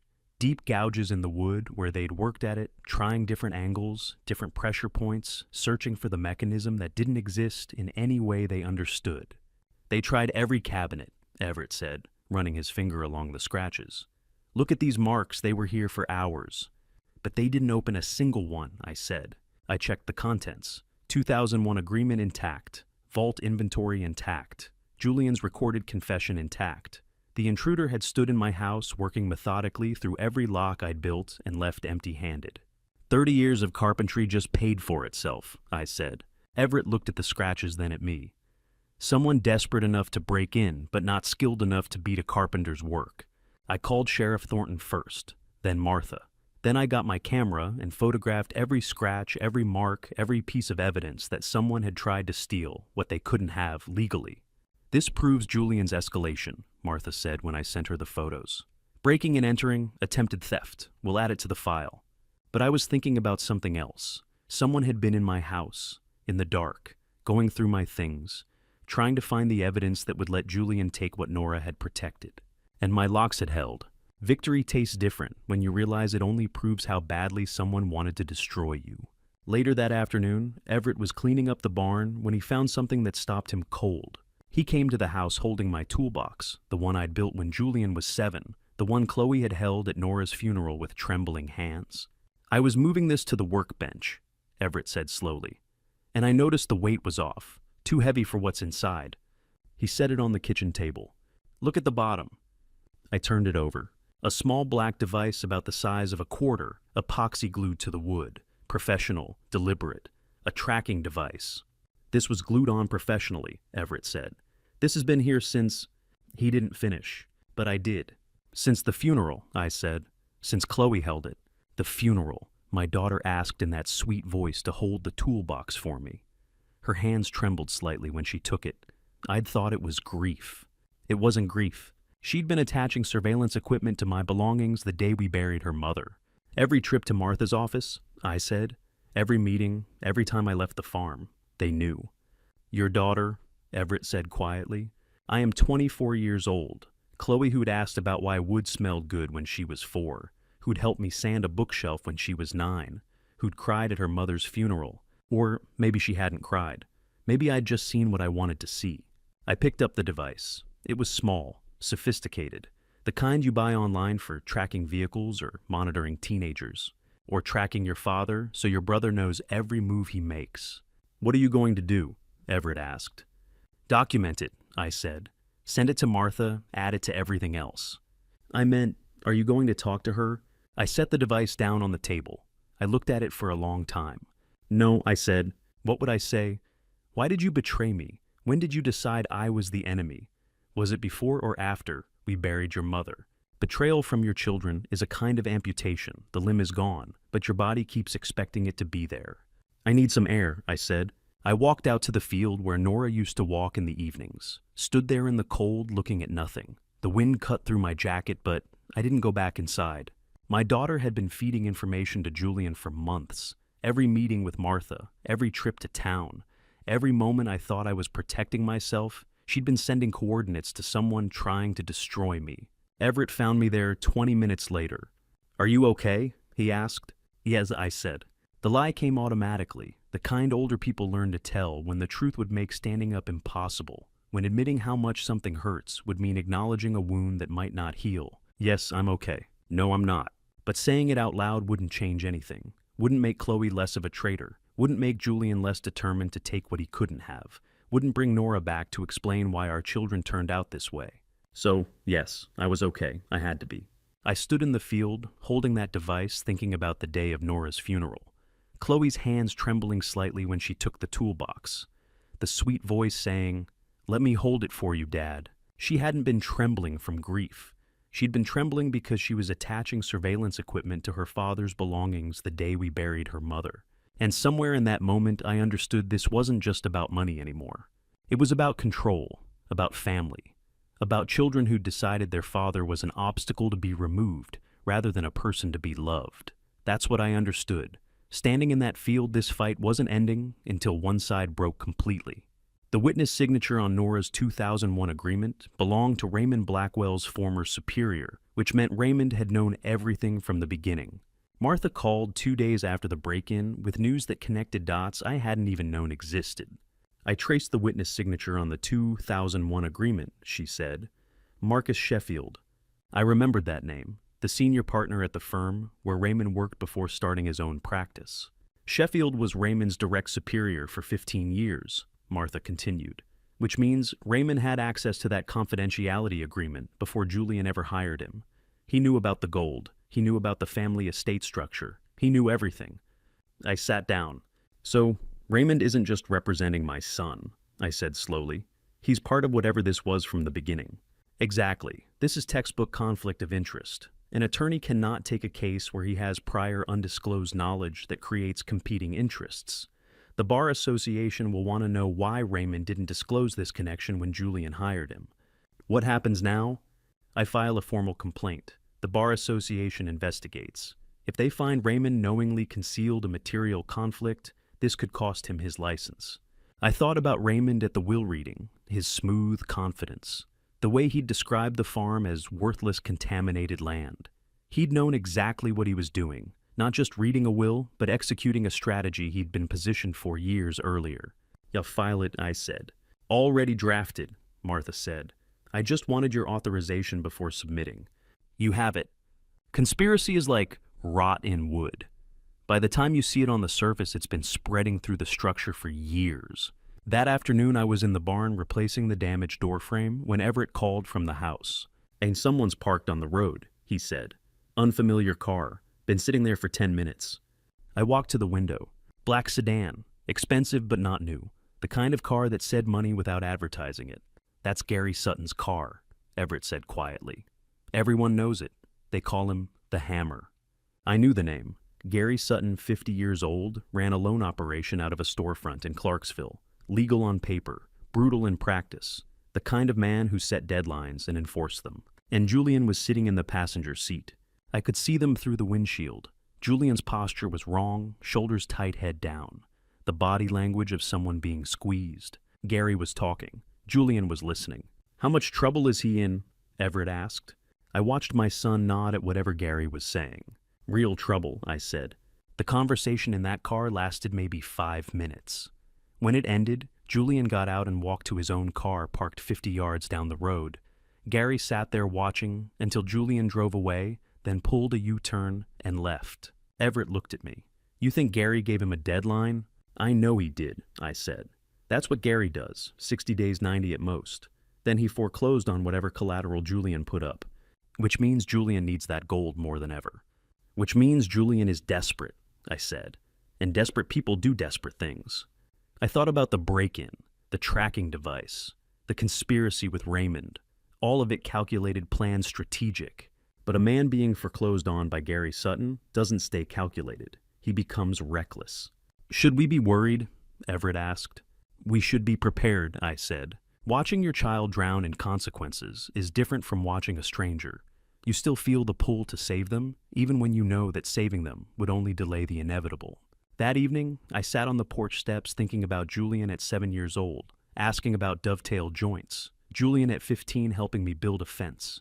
Julian at 25 telling me about his real estate opportunities that were going to make him rich. Somewhere between 25 and 30, he'd stopped asking and started taking. Stopped building and started scheming. I couldn't pinpoint the moment. Maybe there wasn't one. Maybe it was gradual, a series of small choices that accumulated into the man sitting in Gary Sutton's car, getting squeezed for money he'd borrowed against assets he didn't own. Everett came out with coffee. You could help him, he said quietly. When this is over, when the court releases the gold, you could give him enough to pay off Gary. I thought about that. Thought about writing a check that would save my son from a loan shark's deadline. And I said, why not? Because it wouldn't save him. It would just reset the clock. Julian would take the money, pay off Gary, and 6 months later, he'd be in the same position with a different lender. You can't save someone from their own choices. You can only watch them learn or refuse to learn. That's hard, Everett said. It is, I said, but giving him money would be harder, because then I'd be responsible for what he does with it next. I watched Gary's car pull away with my son inside both of them, driving toward whatever desperate arrangement they'd made. It took 16 days of waiting for Julian's next move, wondering what tactic a desperate man with nothing to lose would try. Then Martha called with news that made every other attack look like practice. The petition alleging I had senile dementia arrived 16 days after my son met with a loan shark, and it was the most dangerous attack anyone had ever launched against me. Martha's voice on the phone had a quality I'd never heard before. Urgent, almost shaken. Raymond filed a petition, she said, requesting court review of your civil capacity. He's alleging senile dementia, inability to manage the property. I sat down at my kitchen table. What does that mean? It means if the court accepts this petition, your ownership freezes. Everything. The farm, the escrow account, all of it goes to court-appointed guardianship, pending psychological evaluation. And who would be appointed guardian? A Siribidas, next of kin, Martha said, which means Julian. I looked out the window at the field where I'd been working that morning. Fence posts I'd set perfectly straight, measurements I'd calculated to the quarter inch, work that required precision and planning, and a mind that functioned exactly as it should. I'm 58 years old, I said. I know. I run a farm. I built a security system. I documented evidence. I've made every decision clearly and methodically for months. I know, Martha said again, but this is the most dangerous blow they've launched. It's a direct attack on your age, on your competence, on your right to own anything. I understood then. This bypassed every protection we'd built. The injunction didn't matter if the court declared me incompetent to manage my own affairs. The legal farm ownership didn't matter if they said I couldn't be trusted with property. Julian wasn't trying to take the gold anymore. He was trying to take me. What happens now? I asked. We fight it, Martha said. Medical examination, cognitive testing. We prove you're completely alert and capable. But Arthur, she paused. What? This is going to be invasive. They'll test memory, reasoning, and executive function. They'll look for any sign of decline. And the standard for capacity review is lower than you'd think. They don't need to prove you're incompetent, just that there's reasonable concern. There comes a moment in every fight when you realize your opponent isn't trying to win anymore. They're trying to destroy you completely. When can I do the examination? I asked. Martha was quiet for a moment. Then, I'll set it up for this week, but I need you to understand what this means. If they succeed, if the court accepts even part of this petition, Julian becomes your legal guardian. He controls the farm. He controls the escrow. He controls you. I understand, I said. Do you? Because this isn't just about money anymore. This is about whether you have the right to make your own decisions. I understand, I said again. Set up the examination. Before I tell you what happened on that drive home from Martha's office, are you still with me? Comment A, if you think I should fight this petition, or B, if you'd walk away and tell me why in one sentence. Please note, what follows includes fictionalized details for storytelling purposes, but the emotional truth is what matters. I drove back to the farm with the windows down, even though it was cold enough to see my breath. The air hurt my lungs, but I needed it, needed something sharp and real to cut through the numbness trying to settle over my thinking. My father died at 78, sharp as a tack until the last day. He'd been doing carpentry at 75, teaching me techniques I still used. His mind had been clear when he'd explained why mortise and tenon joints held better than screws, why you always measured twice, why patience mattered more than speed. And my son was using a court to say, I'd lost my mind at 58. I thought about Julian at 7 years old, the way he'd held a hammer wrong until I showed him the proper grip, the way he'd learned to nail straight by practicing on scrap wood in the garage, the way he'd ask questions about everything, why wood grain mattered, why some nails bent, why you had to pre-drill hardwood. Somewhere between 7 and 30, that boy who asked questions had become a man who filed legal documents claiming his father had dementia. I pulled over at a rest stop, sat there with the engine running and my hands on the steering wheel. For 10 months, I'd been strategic, patient, controlled. I'd documented everything called the right people, followed legal procedure, built defenses that held. But sitting in that truck looking at nothing, I let myself feel what I'd been pushing down since Nora's funeral. Rage, not the calculated kind, not the kind you channel into productive action, just pure burning fury at what my son had become, at what he was trying to do, at the fact that he'd looked at his father and seen an obstacle to eliminate rather than a person to love. Anger is supposed to be hot, but mine felt cold, like something frozen for so long, it burns when you finally touch it. This was the only time in this entire ordeal, I let myself be truly genuinely angry. Not strategic, not measured, just furious. I sat there for 20 minutes letting it burn through me. Then I put the truck in gear and drove home. Everett was waiting on the porch. He took one look at my face and asked what happened.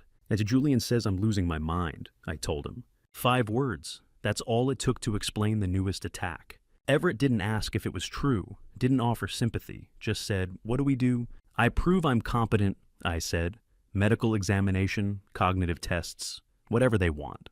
And if that's not enough, I looked at the farm, the porch I'd rebuilt, the fence posts I'd set, the barn where I'd installed locks that had defeated a break-in attempt.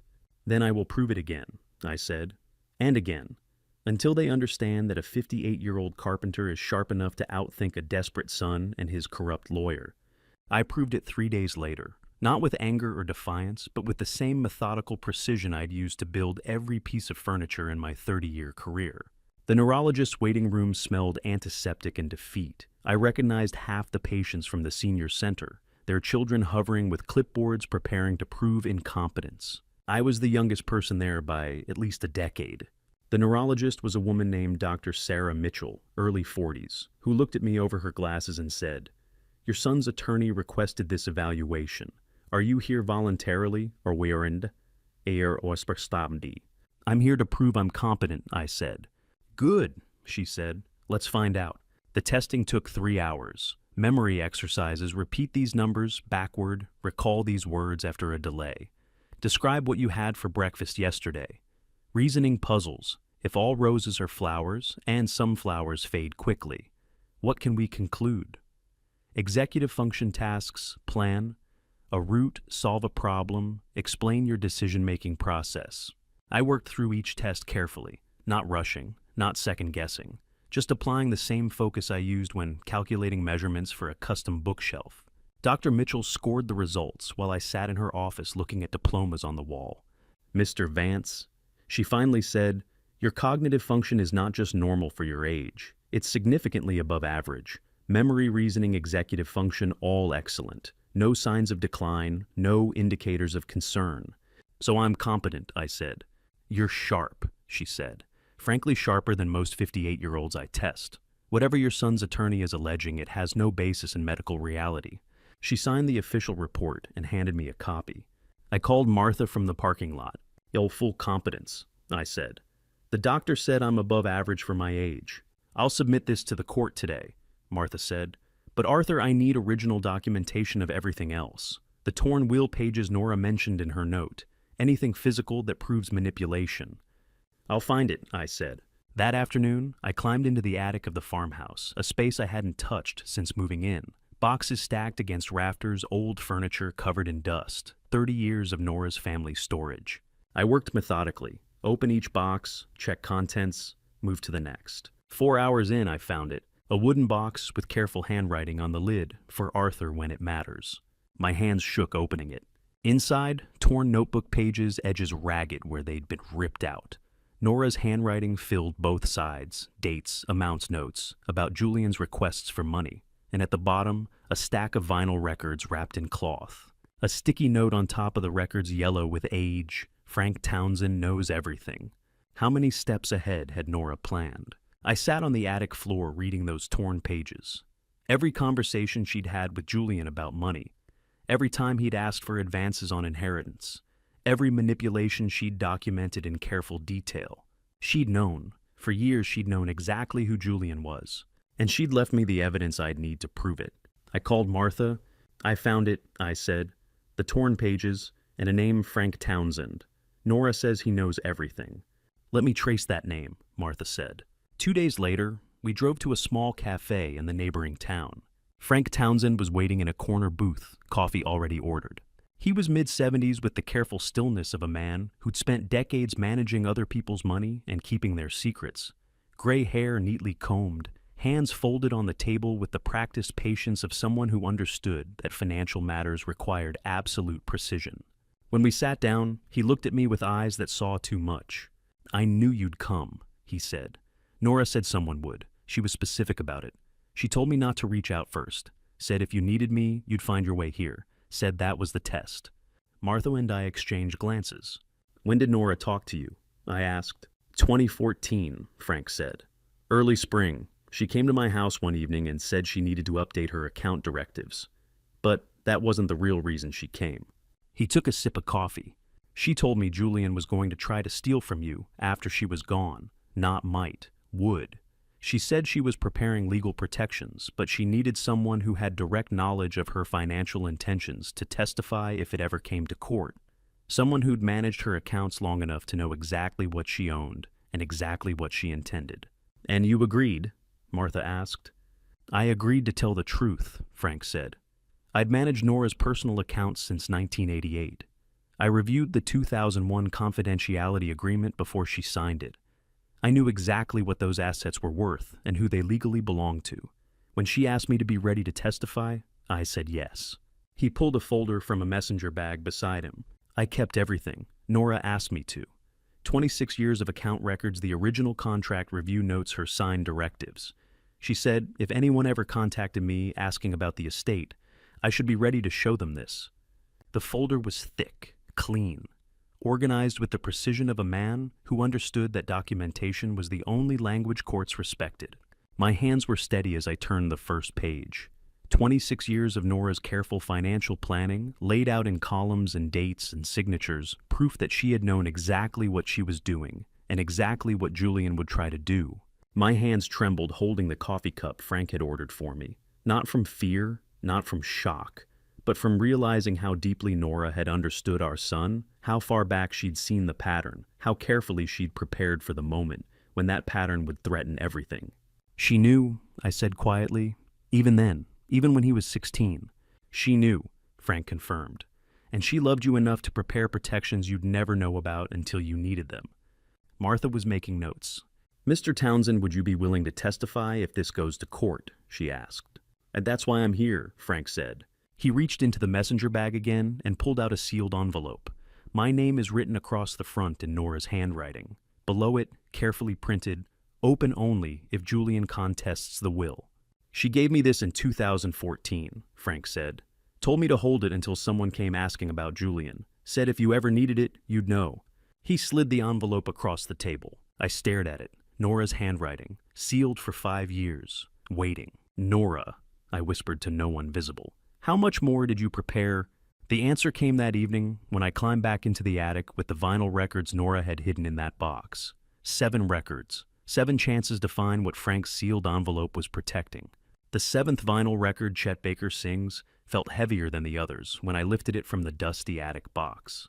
I'd been searching for an hour. The attic was cold despite the spring warmth outside, dust coating everything, cobwebs hanging from rafters that needed repair. The box, labeled "For Arthur When It Matters," sat open in front of me, its contents spread across the plywood floor. 6 vinyl records have already been examined. 6 cardboard sleeves opened, carefully checked, and found empty.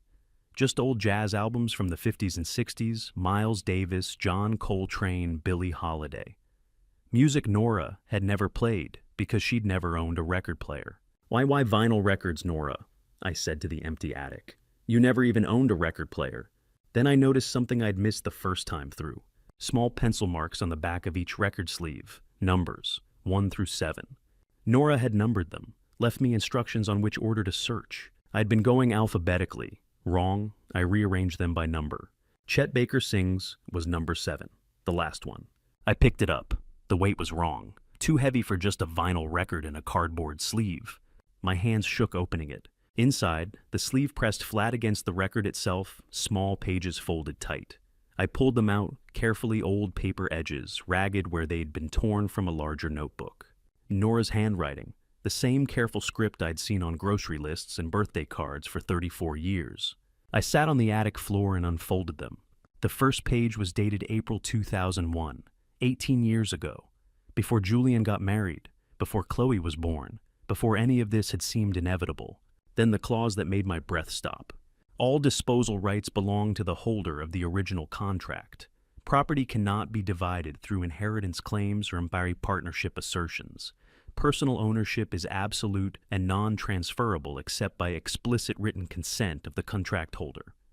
I read it 3 times. All disposal rights belong to the holder of the original contract. I was holding the original contract in my hands. The pages Nora had torn from the notebook and hidden in a jazz album from 1956. Julian never had any claim. Not legally, not morally, not ever. How long had she known what Julian would become? I kept reading. The contract was specific. After 2017, the property became Nora's absolute personal asset. No company rights, no inheritance division, no claims from children or extended family unless she explicitly granted them in writing. And she hadn't. There was no written consent, no grant of rights, just this original contract stating clearly that whoever held these pages owned everything. She'd protected it 18 years before Julian tried to take it, 18 years before the will reading, 18 years before I'd bought the farm for $200 at a county auction. Nora had known. Not suspected, known. She'd seen something in our son when he was 12 years old that told her he'd grow into a man who'd try to steal from his father, and she'd built legal protections so far in advance that by the time Julian made his move, every door was already locked. I sat in that cold attic with dust in my lungs and tears on my face, holding pages my wife had hidden, knowing I'd need them decades later. The grief that hit me wasn't the sharp pain of loss. It was something deeper, heavier. The weight of understanding how much Nora had loved me, how far ahead she'd planned, how alone she'd carried this knowledge because telling me would have meant confronting Julian years before he'd actually betrayed us.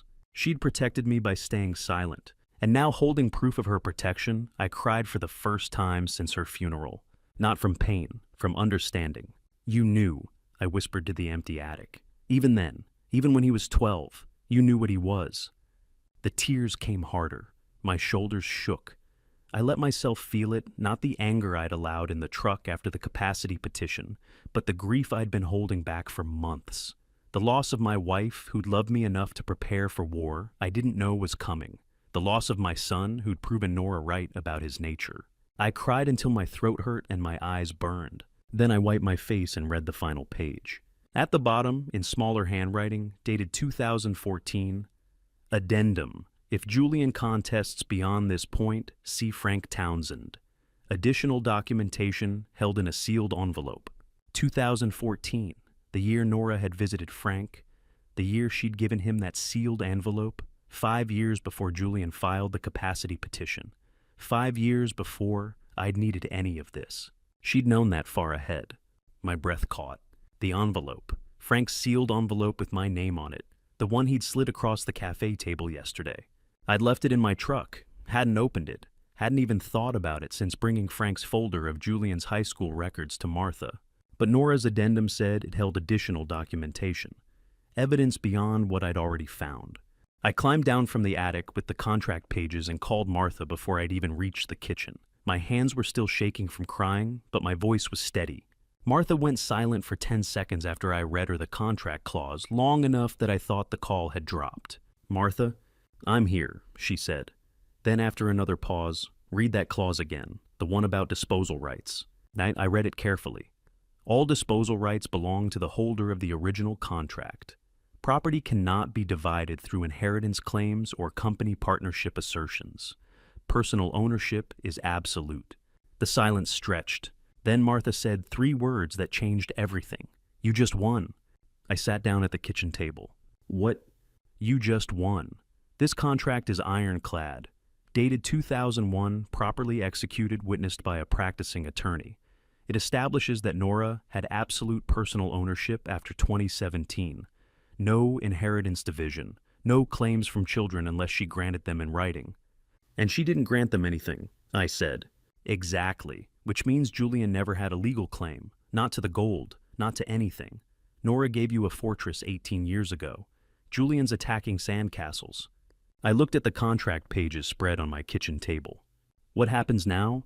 Now we file this with the court, along with your medical competence report, Frank's testimony, and every piece of evidence we have. The capacity petition collapses. The entire case collapses. Julian has nothing." I should have felt triumphant. Instead, I just felt tired. "How long until court?" "I'll push for an emergency hearing. Maybe a week. But Arthur, you won. The legal battle is over." 3 days later, Julian and Chloe's car pulled into my driveway. I was working in the barn when Everett came to find me. "Your kids are here," he said quietly. "Both of them." I walked to the house, turned on my phone's recording app before I opened the door, set the phone on the porch railing screen down, red light hidden. Then I stepped outside. Julian stood on the porch steps wearing jeans and a button-down shirt instead of his usual suit. Chloe beside him in a sweater that had belonged to Nora, both of them looking concerned, caring, family. "Dad," Julian said, "we're not here to fight. We're here to find something fair for everyone." I leaned against the porch post, waited. "This legal battle," Chloe said. "It's tearing the family apart. Mom wouldn't have wanted this." "What would Mom have wanted?" I asked. Julian smiled like a man offering charity to someone he'd already robbed. "A fair split," he said. 1/3 each. That's what family means. What Mom meant when she left the estate. She wanted all of us taken care of. 1/3 each," I repeated. Chloe nodded. "You keep the farm. We'll split the rest. The assets Mom left. Fair and simple. No more courts, no more lawyers." I looked at them both, my children, standing on my porch asking me to give them millions of dollars that legally belonged to me. "Tell me about the toolbox," I said. Chloe's face went pale. "What?" Julian asked. "The toolbox," I said to Chloe. "The one you held for me at the funeral, the day we buried your mother. Do you remember that evening?" Her hands started shaking. "I don't—" "Because I remember," I said. "You took it from me, said I shouldn't have to carry anything. Your hands were trembling. Dad, I don't know what—" "You attached a tracking device," I said quietly, "to my toolbox at your mother's funeral." Julian's jaw tightened. Chloe looked at him, then back at me. "We were worried about you," she said. The sweet voice was gone. This was different, harder. "You were making decisions that didn't make sense. We needed to know you were safe." I looked at my daughter, 24 years old, standing on her mother's porch offering me worry as an explanation for surveillance equipment attached to my belongings at her mother's funeral. She was still trying, still choosing the lie over the truth even now, even caught. "Safe," I repeated. "Yes," Julian said. "And now we're trying to help you avoid a legal disaster. If you don't cooperate, we have legal plans you won't like." There it was, the shift from family to threat. What kind of plans? I asked. Chloe stepped forward. Julian has legitimate rights to Mom's estate, rights that go back years. If you force this to court, there are people in this county who won't leave you alone if we ask them not to. Is that a threat? I asked. It's reality, Julian said. You're 58 years old, living alone on a farm you can barely maintain, making enemies of your own children over money. How do you think that looks? My hand rested steady on the porch railing, inches from my phone, recording every word, the steadiest my hands had been in weeks. I think it looks like a father protecting what his wife left him, I said, from a son who's been trying to steal it since before she died. Julian's expression hardened. We're done here. He turned and walked to the car. Chloe followed, but slower. She looked back once. You could have chosen a family, she said. I did, I said. I chose the one who prepared for this, the one who knew what you'd become. Their car pulled away, gravel crunching under tires. I watched until they disappeared down the road. Then I picked up my phone, stopped the recording, and texted Martha, have evidence of threats and extortion, recorded 10 minutes ago. Her reply came in seconds. Court hearing is Monday. This changes everything. Everett's voice on the phone at 11 p.m. carried the careful calm of a man who'd already called the sheriff. There's a car at the road's end with its lights off. I was already pulling on my boots. How long? 5 minutes. Headlights went dark when it turned off the main road. I grabbed my phone and dialed Silas Thornton's direct line. The sheriff answered on the first ring. Already on my way, Arthur. Everett called me first. Stay inside. Through the kitchen window, I could see the barn's security light, casting long shadows across the gravel. The vault sat 50 yards beyond, behind the old equipment shed, where Nora used to store her pottery wheels. Julian knew exactly where it was. He'd helped Everett move it into place 3 years ago, back when we still pretended we were family. My phone buzzed. Martha's text read, Silas just called me. Do not go outside. Let him handle it. I texted back, I'm not going anywhere. But I was watching. Every window on the ground floor gave me a different angle on the property. I moved from kitchen to dining room to living room, tracking the darkness beyond the security light's reach. Then I saw him. Julian's silhouette appeared near the equipment shed, moving fast and low, like he thought he was being tactical. He had something in his hand looked like bolt cutters. The vault's outer door had a padlock that could probably stop a determined teenager. What he didn't know was that the inner door had a biometric lock that Everett had installed last month. He was going to cut through the padlock and find absolutely nothing he could access. I almost felt sorry for him. Almost. The moment Julian's bolt cutters touched the padlock, the barn's floodlights exploded to life. Everett had wired them to motion sensors 2 weeks ago. Julian froze like a deer, his face turned up toward the sudden brightness, and I saw something in his expression that made my chest tighten pure desperation. Silas's cruiser came down the drive without sirens, just the hard white spotlight that pinned Julian against the vault door. Put the tools down and step away from the structure. Julian dropped the bolt cutters. His hands went up slowly. Even from the house, I could see him shaking. What makes a man betray everything he was raised to be? Is it greed alone, or does desperation have its own gravity that pulls you past the point where you can turn back? I stepped out onto the porch as Silas was reading Julian his rights. My son, 30 years old, wearing dark clothes like a common thief, his face illuminated by the cruiser's spotlight, wouldn't look at me.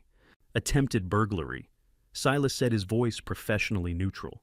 Breaking the escrow agreement constitutes theft of secured assets. You have anything to say, Julian? Julian finally turned toward me. Dad, I just wanted to talk. I wanted to see at 11 p.m. with bolt cutters to talk. His mouth worked silently for a moment. Then something shifted in his expression, anger replacing desperation. It should have been mine.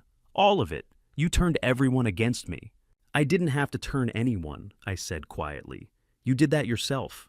Silas put Julian in the cruiser. As the taillights disappeared up the drive, Everett walked over from the barn. Neither of us said anything for a long moment. Motion sensors worked perfectly, he finally offered. Yeah, they did. Coffee, I asked. Coffee sounds good. 3 days later, Martha called with news that hit like a thunderbolt. Chloe's cooperating with the prosecutors. I set down my coffee mug carefully. What? She walked into the district attorney's office yesterday morning with her own lawyer. She's giving them everything, the entire scheme from the beginning. Who planned what? Who said what? Every conversation about inheritance. Why would she? Immunity deal, or close to it. Suspended sentence probation, no jail time if her testimony leads to conviction. I walked to the window. Outside, the morning sun was turning the frost on the pasture fence into diamond points of light. Somewhere in a county office building, my daughter was trading her brother's freedom for her own. What exactly is she telling them? I asked. Martha's voice held a note I couldn't quite identify, something between satisfaction and sadness.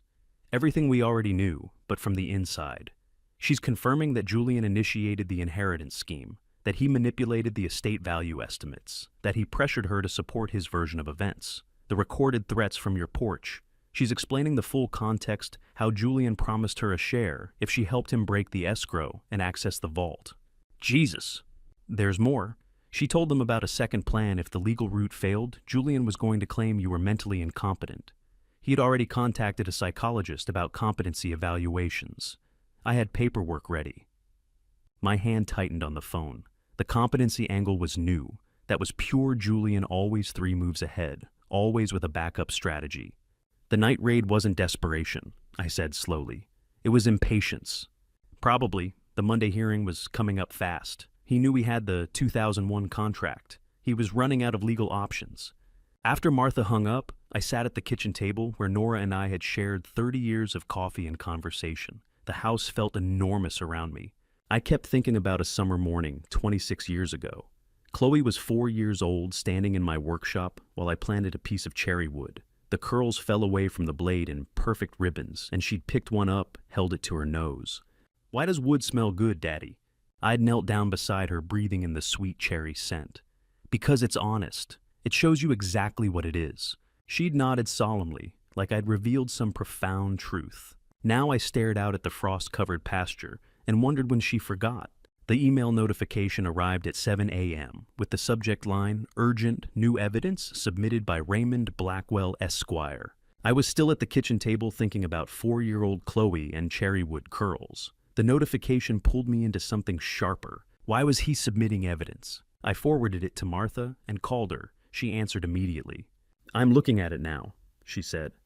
"Come to my office in 30 minutes. I sat across from Martha's desk while she scrolled through documents, her expression shifting from cautious to incredulous. "Raymond just handed us the case on a silver platter," she said. "What?" I asked, leaning in. "He submitted everything to save his own license," Martha explained as she clicked through files.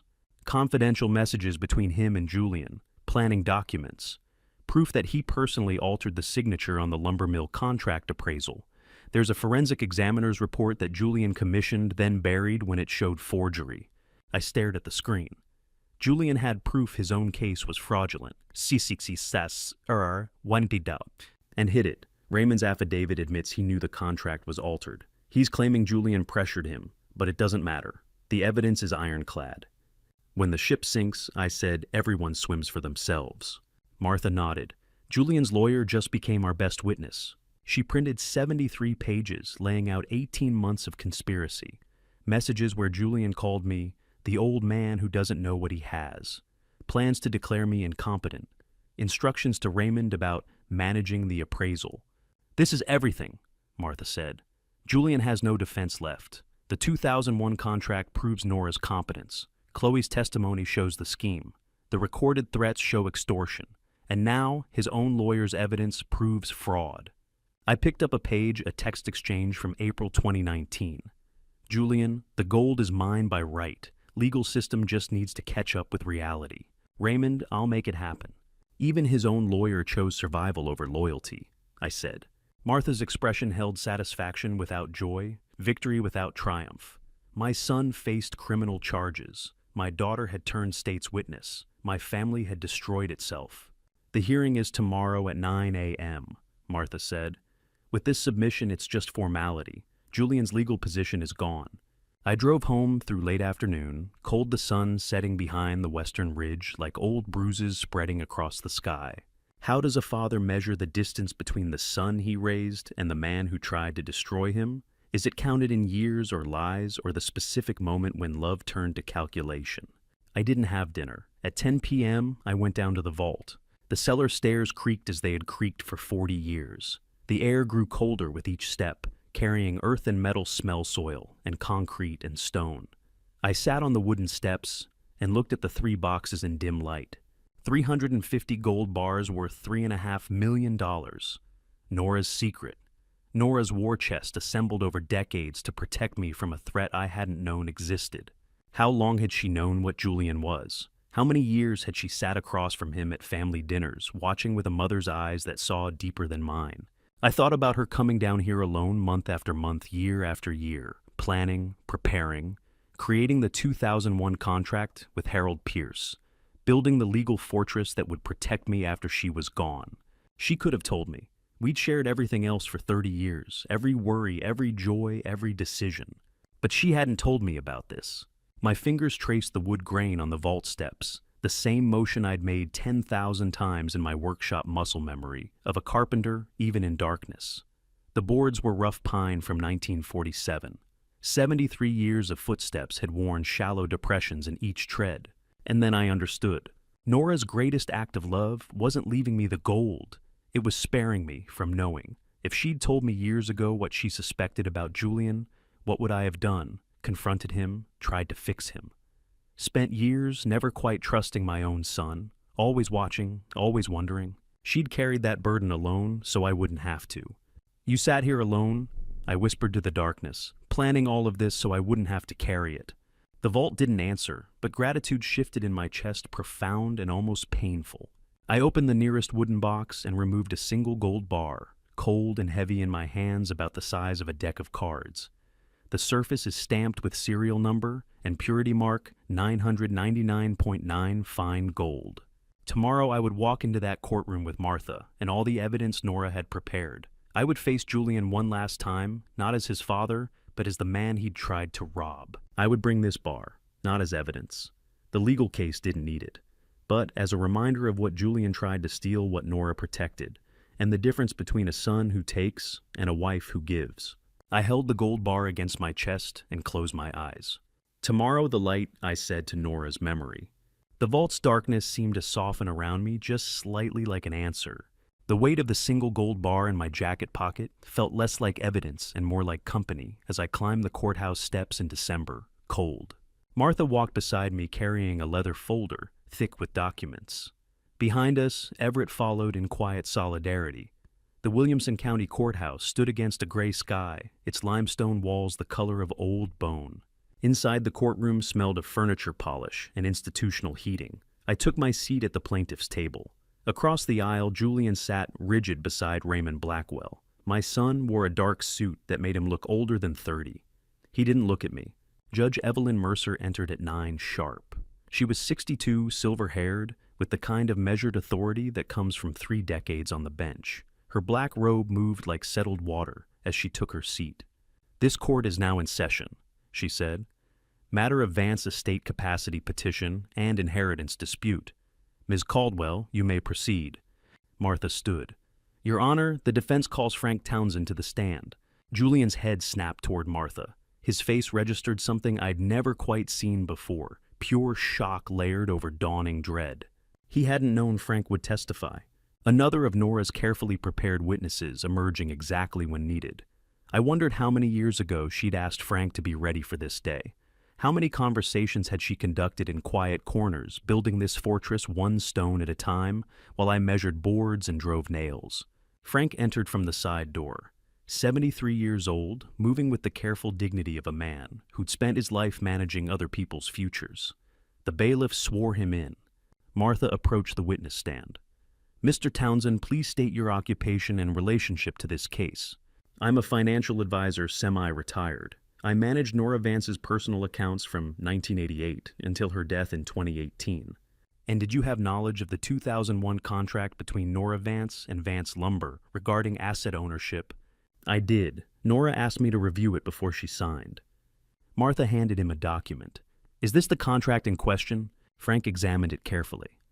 "Yes. This is the original I reviewed in April 2001. Mr. Townsend, in your professional opinion, was Nora Vance of sound mind when she executed this agreement?" "Absolutely. She was one of the sharpest clients I ever had. She understood every clause, every implication." "And what did this contract establish?" Frank's voice carried clearly through the courtroom. The contract explicitly states all disposal rights belong to the holder. That's Arthur Vance. After 2017, when the final payment was made, Nora held absolute personal ownership. The assets became hers entirely, no company rights, no inheritance division possible. Martha nodded. To be clear, did Julian Vance have any legal authority over these assets? None, ever. I glanced at Julian. He stared straight ahead, his face carefully blank. But his jaw muscles worked beneath the skin. Martha entered the contract pages into evidence, the ones I'd found tucked inside the Chet Baker vinyl sleeve 2 years ago. The ones Nora had hidden for me to discover, knowing I'd find them eventually, because she understood how grief works, how a man seeks comfort in the small rituals of remembering. Frank's testimony fell like hammer blows, on nails steady, precise, building something unshakable. Each answer, another board, fitted perfectly into place, creating a structure no one could tear down. When Martha finished, Raymond Blackwell stood for cross-examination. He asked 3 perfunctory questions, his voice flat. He wasn't even trying. The man knew his case had collapsed. Frank stepped down. Judge Mercer turned to the prosecution table, where a county attorney sat with a separate file. Mr. Harrison, I understand you have related evidence to present. The prosecutor stood. Yes, Your Honor. Evidence submitted by Raymond Blackwell himself regarding document falsification. Raymond's face went carefully neutral. The prosecutor laid out the forensic examiner's report, the one Julian had commissioned and buried, the one that proved the lumber mill contract signature had been altered, the one Raymond had submitted to save himself from disbarment, throwing Julian overboard like ballast from a sinking ship. The evidence shows deliberate forgery, the prosecutor said. Mr. Blackwell has provided a sworn affidavit admitting he altered the signature on the 2014 lumber contract to support Mr. Julian Vance's claims of business authority. Judge Mercer's expression darkened. She looked directly at Raymond. Mr. Blackwell, do you have anything to say regarding this evidence? Raymond stood slowly. No, Your Honor. This court is referring Mr. Blackwell's conduct to the Tennessee Board of Professional Responsibility for review of potential disciplinary violations. The Bar Association will determine appropriate proceedings. Raymond sat down. A judicial referral to the disciplinary board was effectively a career death sentence for a solo practitioner in a small county. His client's inheritance claims were gone. His reputation was next. He stared at the table in front of him with the expression of a man watching his life's work turn to ash. Julian's hand clenched into a fist under the table, the only visible movement. Judge Mercer reviewed the documents before her taking her time. The courtroom held its breath. The evidence is clear and overwhelming, she finally said. Nora Vance was demonstrably competent. The 2001 contract is valid and binding. Julian Vance had no legal authority over the disputed assets. The capacity petition is dismissed with prejudice. All claims against Arthur Vance are denied. Her gavel fell once. The sound echoed like a door closing. This matter is concluded. I sat very still, my fingers touching the gold bar in my jacket pocket. It was warm now from my body heat, solid as truth. Everything Nora had built, every preparation she'd made in silence and solitude had held. The fortress stood. In the courthouse hallway afterward, I breathed deeply for the first time since April 2018. The air tasted like freedom. Everett stood nearby, silent companion, through 2 years of legal warfare. Martha was gathering her files, speaking quietly with Frank. I turned toward the tall window overlooking the courthouse square. Winter light fell through the glass in pale columns. Nora, I whispered to no one visible, you would have enjoyed watching this. Julian's voice was steady when he said, Guilty, Your Honor, to the fraud and extortion charges, steadier than I expected, steadier than mine would have been. 3 months had passed since the December hearing. Now it was March 2020, and I sat in the same courtroom watching my son stand before Judge Mercer to formally enter his plea. The overhead lights made Julian's face look hollow. He'd lost weight. The expensive suit hung differently on his frame. Judge Mercer reviewed the plea agreement. Mr. Vance, you understand that by entering this plea, you acknowledge attempted fraud, extortion, and conspiracy to deprive your father of lawfully owned assets. AZCO Embassies. Yes, Your Honor. The court has reviewed the 2018 inheritance waiver you signed upon your mother's death. That document is confirmed absolute and irreversible. You voluntarily severed all rights to the farm, the business, and any associated assets. You had no legal claim to these assets from the beginning. I felt something shift in my chest, from the beginning. Every attack, every legal maneuver, every threat, all of it groundless from day one. Julian had signed away his inheritance in April 2018, then spent 2 years trying to steal what he'd already given up. Judge Mercer continued, "You are sentenced to 18 months probation, plus financial penalties totaling your remaining liquid assets. You are effectively penniless, Mr. Vance." Julian nodded once. "Yes, Your Honor." No apology, no look in my direction, just that single nod of acknowledgement. I watched him walk out of the courtroom, with the same careful posture he'd carried since childhood, shoulders back, head high, pretending the weight wasn't crushing him. I felt tired sadness instead of satisfaction. This was my son. I'd taught him to measure twice and cut once to respect the grain of the wood, to build things that would last. Somewhere along the way, he'd learned different lessons. 2 months later, I sat in Martha's office signing the final civil judgment paperwork. After court costs, legal fees, the restitution order for the fraudulent lumber contracts, and the state's claim on the portion of assets tied to the contested period, Martha said, sliding the document across her desk, $2.2 million to you, clean and clear. I did the math in my head. $3.5 million minus what the courts had determined was owed, not the outcome Nora had imagined maybe, but more than enough to build something real. I stared at the number. $2.2 million awarded as restitution for the auction fraud, the stolen lumber contracts, the forged documents. Money that should have been mine from the start, now officially returned. I signed my name in the space Martha indicated. The pen made a soft scratching sound against the paper. "What will you do with it?" Martha asked. I looked out her window. Spring had turned the courthouse square green. Dogwood trees bloomed white against the old brick buildings. "Build something," I said quietly. "Thank you, Nora." Martha smiled, the first genuine smile I'd seen from her in 2 years of legal warfare. "She'd be proud of you, Arthur." That night, I dreamed of 7-year-old Julian standing in my old workshop watching me work a piece of oak. He'd asked, "Why is wood so strong, Dad?" I'd told him about grain and growth rings, about how trees grow stronger in the wind. He'd listened with that intense focus children have when they're really learning something. That was a question the boy forgot to keep asking. I woke up at dawn and went down to the vault. The gold bars sat in their wooden boxes untouched. $3.5 million in bullion that Nora had accumulated over decades. I closed the lid and looked at the cedar beams framing the vault entrance wood I'd installed myself 40 years ago. I had an idea. I'd use the settlement money to build something bigger and better than the old lumberyard shop-high ceilings, with proper ventilation, industrial-grade equipment, a showroom for custom pieces. The sign above the door read, "Vance Handcrafted Carpentry." Just my name, no and son. Everett had become the first manager overseeing 3 younger craftsmen I'd hired. The new workshop rose like a cathedral, to honest work, every nail a prayer, every board a promise kept. The smell of fresh sawdust filled the air sharp and clean. On the final day before the grand opening, I brought the cedar beams from the vault. I'd carefully removed them weeks earlier, preserving the wood that had framed the hiding place for Nora's gold. I built a small corner shelf from that cedar and mounted it on the wall behind my personal workbench. The wood still carried the faint earth smell of the cellar, mixed with the sweet cedar scent. Everett watched me work, standing quietly nearby, the way he'd stood quietly through 2 years of legal hell. When I finished, he asked, "What goes on the cedar shelf, Arthur?" I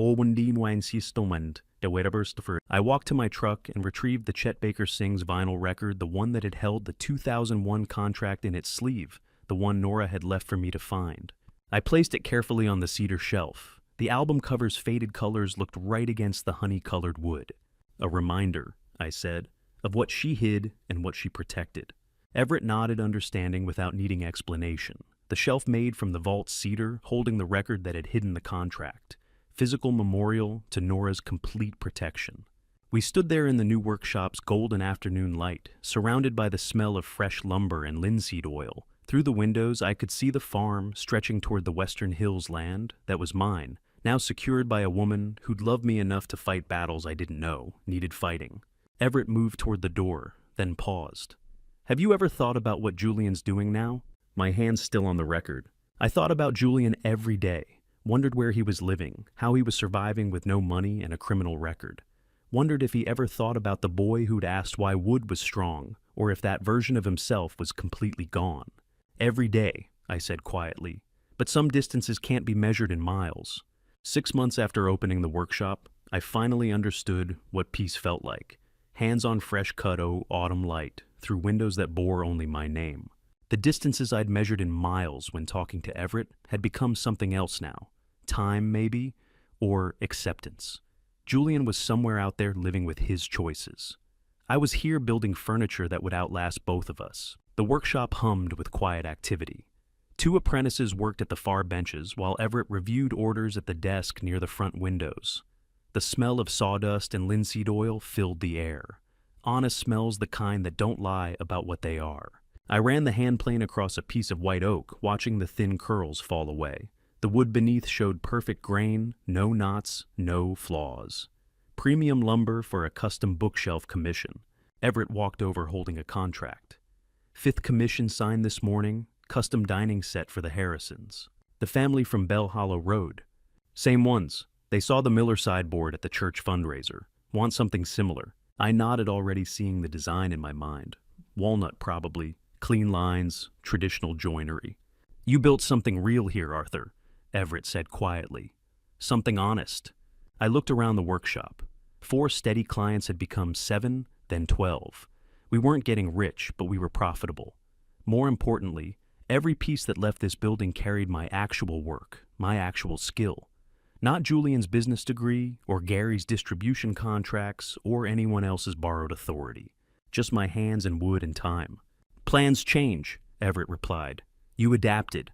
Later that afternoon, Everett brought in the local newspaper. He set it on my workbench without comment, folded to the business section. The headline read, Vance Industries officially dissolved. I scanned the article. Julian's company had been liquidated to pay his remaining legal penalties. Gary Sutton had seized the last assets as compensation for his own losses. Raymond Blackwell's law license had been permanently revoked by the state bar. Julian had completed his probation, but his reputation in the business community was destroyed. I folded the paper and set it aside. Julian's company officially dissolved, Everett said. Gary took everything that was left. I heard. You feel anything about it? I considered the question. Did I feel satisfaction? Vindication? Some dark pleasure at my son's complete downfall? No, I felt neutral. Like watching a mathematical equation resolve itself according to its own internal logic.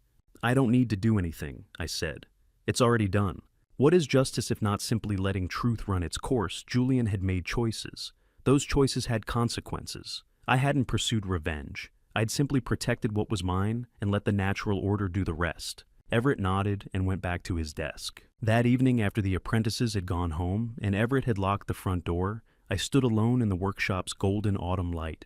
I walked to the corner where the cedar shelf held the Chet Baker vinyl. I took it down for the first time in months. 2 years since I'd found this paper, and interpreted it as a warning, an instruction to flee from whatever danger Nora had foreseen. But lately I'd been thinking about something else she used to do. Nora had used security ink on her pottery studio toolbox, labels special ink, that appeared invisible until exposed to heat. I'd watched her write labels that looked blank until she held them near a lamp. I looked at the paper in my hand. I turned it over. The back appeared blank. My heart started beating faster. I walked to my workbench and held the paper near the desk lamp's incandescent bulb. The heat radiated against my fingers as I waited. Words began to appear on the back, faint at first, then growing clearer. Nora's handwriting in brown ink emerging from nothing, like a ghost materializing. Arthur, I know you won't give up. The $200 for the land is my last gift to return the farm to its rightful owner. Use it to rebuild your career. I always believe in you. Come home, my love. I prepared a place for you. I stood very still, the paper trembling in my hand. Not run away. Not a warning to flee. Come home. The $200 auction. Nora's final arrangement with Harold Pierce. Not just a legal mechanism to secure the farm, though it was that, but also a gift. A pathway home. Money for Arthur to rebuild his carpentry career after Julian's schemes collapsed. Land returned to its rightful owner. A place prepared. She'd known I would discover Julian's betrayal. I know I would feel lost and broken. And she'd prepared this not just legal protection, but a literal foundation. Farmland, auction money, everything I needed to start over. The workshop around me suddenly felt different. Not just a building I'd constructed with settlement funds, but the fulfillment of Nora's plan. the place she'd prepared, the home she'd called me back to. "I'm home, Nora," I whispered to the empty workshop. "I'm finally home." My thumb traced her handwriting one final time. 60 years old, starting over, and for the first time in decades, genuinely grateful. Not for the gold or the money or the legal victories, but for this understanding what she'd done. Understanding that every preparation, every hidden contract, every careful plan had been an act of love, pointing me here. To this workshop that bore only my name. To this craft I'd almost lost. To this piece I'd forgotten existed. I placed the paperback with the Chet Baker vinyl on the cedar shelf. Tomorrow I will start the Harrison dining set. The week after, a custom rocking chair for the pastor's wife. The month after that, who knows. But tonight in the workshop, light that smelled of sawdust and possibility, I stood in the place Nora had prepared and whispered one more time, "I'm home." And for the first time since she died, I believe she could hear me. The cedar shelf would eventually hold more than a vinyl record drawings for the Harrison dining, set a photograph of Everett on his first solo commission, receipts from clients who trusted my craft. Each edition would layer meaning onto the cedar, the way growth rings, layer meaning onto living wood, quietly, patiently, without announcement. Nora had spent decades constructing invisible architecture so that when everything collapsed, something solid remained beneath. Now the architecture was mine to extend not through contracts hidden in albums or vaults sealed beneath barn floors, but through chairs built for strangers' tables meant to outlast the hands that shaped them, and mornings where the first sound was always a plane across honest grain. And to you listening to my story, remember this family betrayal cuts deeper than any other wound, but truth has a way of rising to the surface. Looking back, maybe I should have seen the signs earlier. I was so focused on building the business that I missed what was happening with Julian. I trusted blindly when I should have asked harder questions. Don't make my mistake. Love your family, yes, but keep your eyes open. Not everyone who shares your blood shares your values. This family story taught me that protection sometimes looks like secrets, and love sometimes means preparing for battles you hope never come. Nora knew something I didn't want to see. She carried that burden alone because she loved me. I believe God put me through this family betrayal, not to break me, but to rebuild me stronger. The gold wasn't the inheritance, the real gift was understanding that someone loved me enough to fight for my future, even after they were gone. That's the lesson I want you to take from this family story. If this family story resonated with you, please leave a comment below. Have you ever experienced family betrayal? Your stories matter. Share this video with someone who needs to hear it. And if you want more stories like this, subscribe to Revenge Dad. I read every comment and your support keeps this channel going. Thank you for staying until the very end. As a reminder, certain details have been adapted for storytelling purposes, but the heart of the message remains true. God bless you.